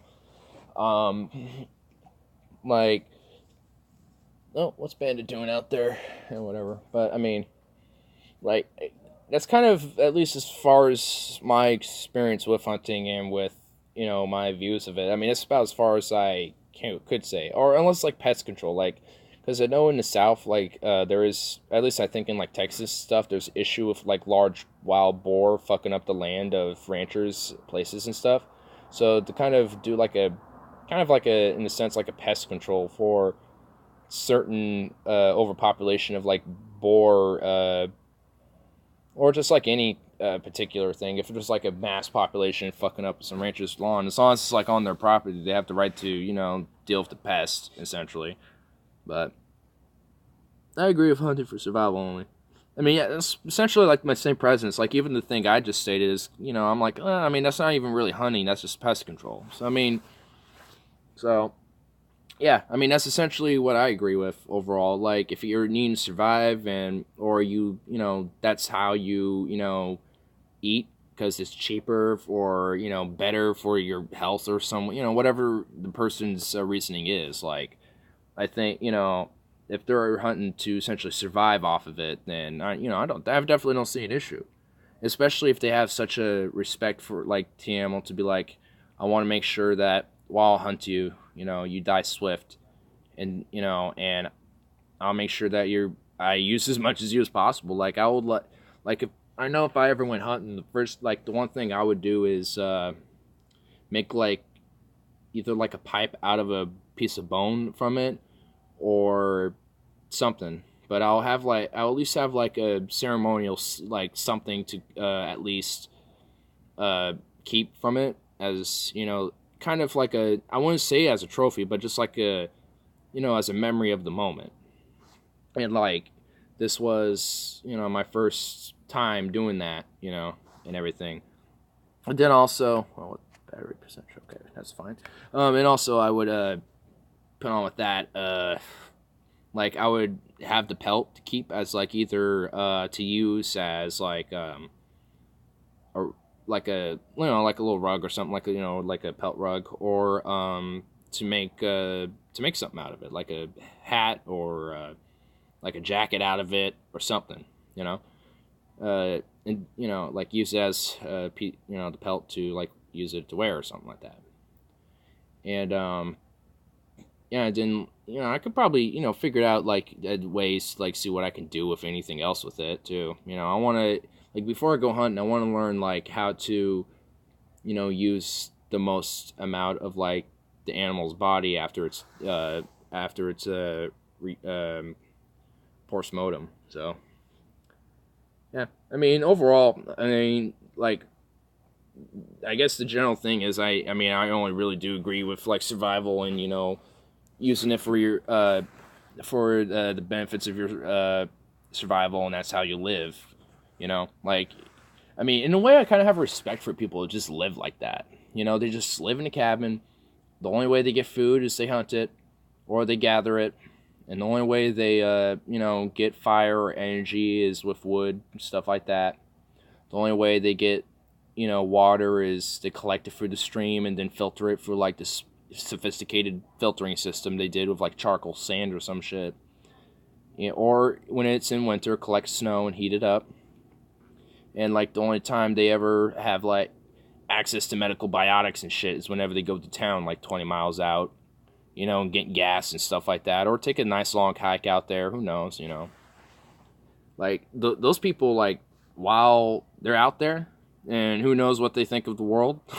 I mean, I can at least have that sense of respect, like, damn, they're really taking it back. They're living, like a more primitive life. And in a way, there's something about that I can appreciate. But it has all, to look at it. What if aliens came and used us for food or skin for clothes? Well, I mean, considering what considering that we don't know how other alien life could interact as and stuff, I couldn't really, I could kind of see, we got, like, movies like Aliens, Predators, where, the aliens are all gonna, like, fucking take us out, and the aliens are gonna invade us and shit, but, will they be murder us? Well, at that point, that just sounds more like a genocide, but, but if it's, like, for food, skin, clothes, essentially they are hunting us at that point, so I think we would understand that concept. But especially if people have seen in lived to tell the tale that that's what they do. But I mean, I would still say, well, they're hunting us because they're using us for food, and and even other humans have used human skin for like pelts or clothes and shit to make like a human leather or some fucking crazy shit. So I mean, that's not out of the picture even now. So I mean, I like I get playing with that idea, I guess. Like if there really was, I can at least understand and see where that comes from, because we've done the same towards other animals, because we see them as kind of inferior to our own to ourselves. But it's like, while I see that as like kind of like the nature of life here, but I mean, if like, let's say these like aliens were about sentient as us and shit, they should at least recognize our sentience in that sense, because I do recognize the sentience of these animals and shit. Like they're like their levels of self-awareness. Like a dog has a little bit more self-awareness than a cat. Cat has a lot more self-awareness than a fucking squirrel. And like horses have pretty good self-awareness. Like dolphins are probably, like, besides humans, probably one of the most intelligent animals on the planet besides humans. And I just saw a meteor up there. That was fucking cool, dude. Wow. That was a really bright white one, too. That was a bright, quick streak. Damn. But anyway, I mean, yeah, I mean, that's like, considering how even the Japanese fucking hunt dolphins. I mean, this gets into a fucking crazy fucking. I didn't expect it to go this route. Holy fuck! Like my mind is getting fucked with this, bro. Holy shit! Holy fuck! I'm going to take a few hits and I don't know, call it good, I guess. Holy shit! Tribes in far African villages and on unexposed islands, they have cannibalism. Oh yeah, I mean, that's a thing too, and that's a very big moral question to me, because I still question that. Like, when is it okay for cannibalism to be effective, or to be put in effect for a certain situation? But I feel like I want to delve on that another time, because holy shit, that just, like, I'm already like still trying to process that idea of like aliens and shit. Like, holy fuck, dude. Like, holy damn, you're going deep. You're going deep. Mindfuck alert. Mindfuck alert. At least it ain't a Shapiro alert. or a Peterson alert. Jordan Peterson alert. Wanted to see if there was another fucking meteor, but I guess not. What time is it? What time is it? Come on, phone. Give me... There we go. Holy fuck. Whatever. I don't give a shit. My sleeping's terrible anyway. Oh shit, there's an airliner out there. I can see it's a fucking vapor trail with the moon's light. That's pretty cool. Whew. Oh, come on.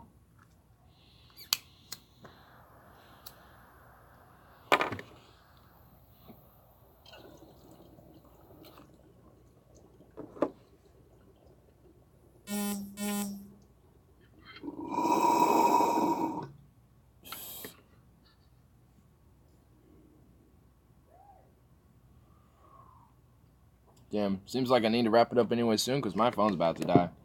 So, it's either me or the phone. Well, we will continue discussion at a time, son. Damn straight we will. That's why I do these streams, because I love having these conversations, because whenever, like, my friends aren't around, or one of them passes the fuck out, like Harley, then at least I got somebody. But hey, it also gives me ideas to kind of delve into more with, with show ideas and stuff. So, it also gives me, like, different things to think about and shit, too.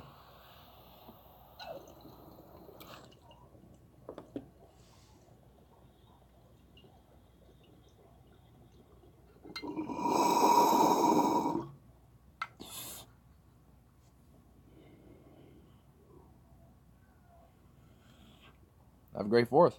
Oh, hey, at least I'll have a weekend. Won't be like a Blues Fest weekend, but fuck, at least it's one.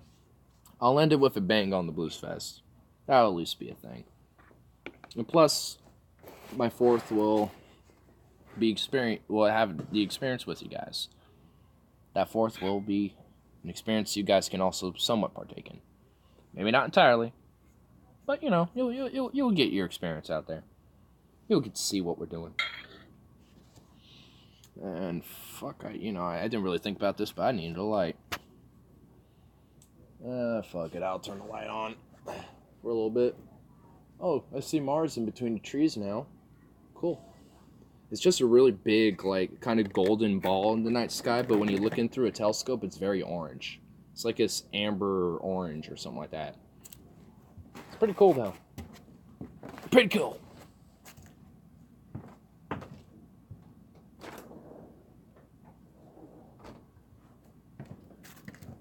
Okay, at least I can see my bowl being loaded. So I don't like super spliff myself because there is a little bit of spliff mix in here.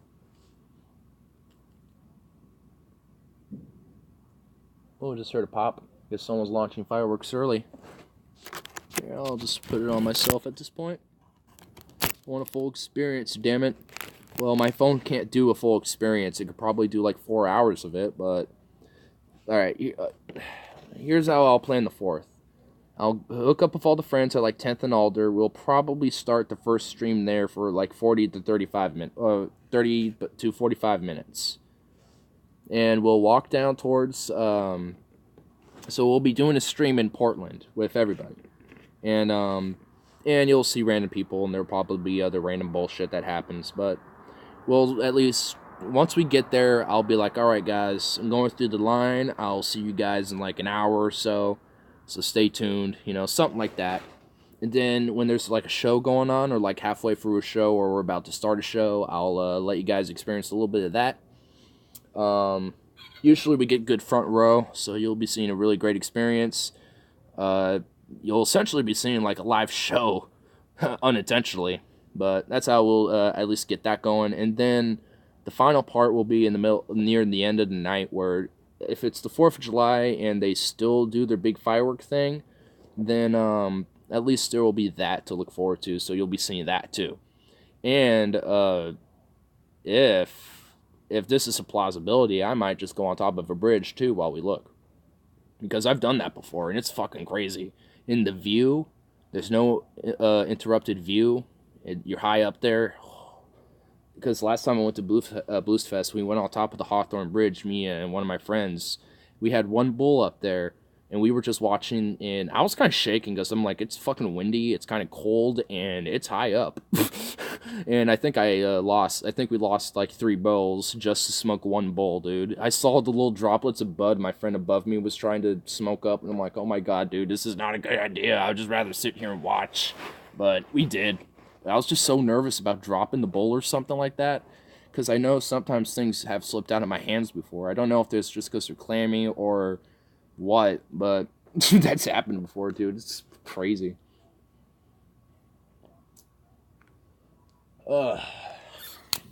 Fuck. Yeah, but the Blues Fest is gonna be great, man. Hopefully nothing happened. Like, if there's something weird that happened, like, one thing I'm not really worried about, but it's going to be in the back of my mind is about copyright, because oh man, my phone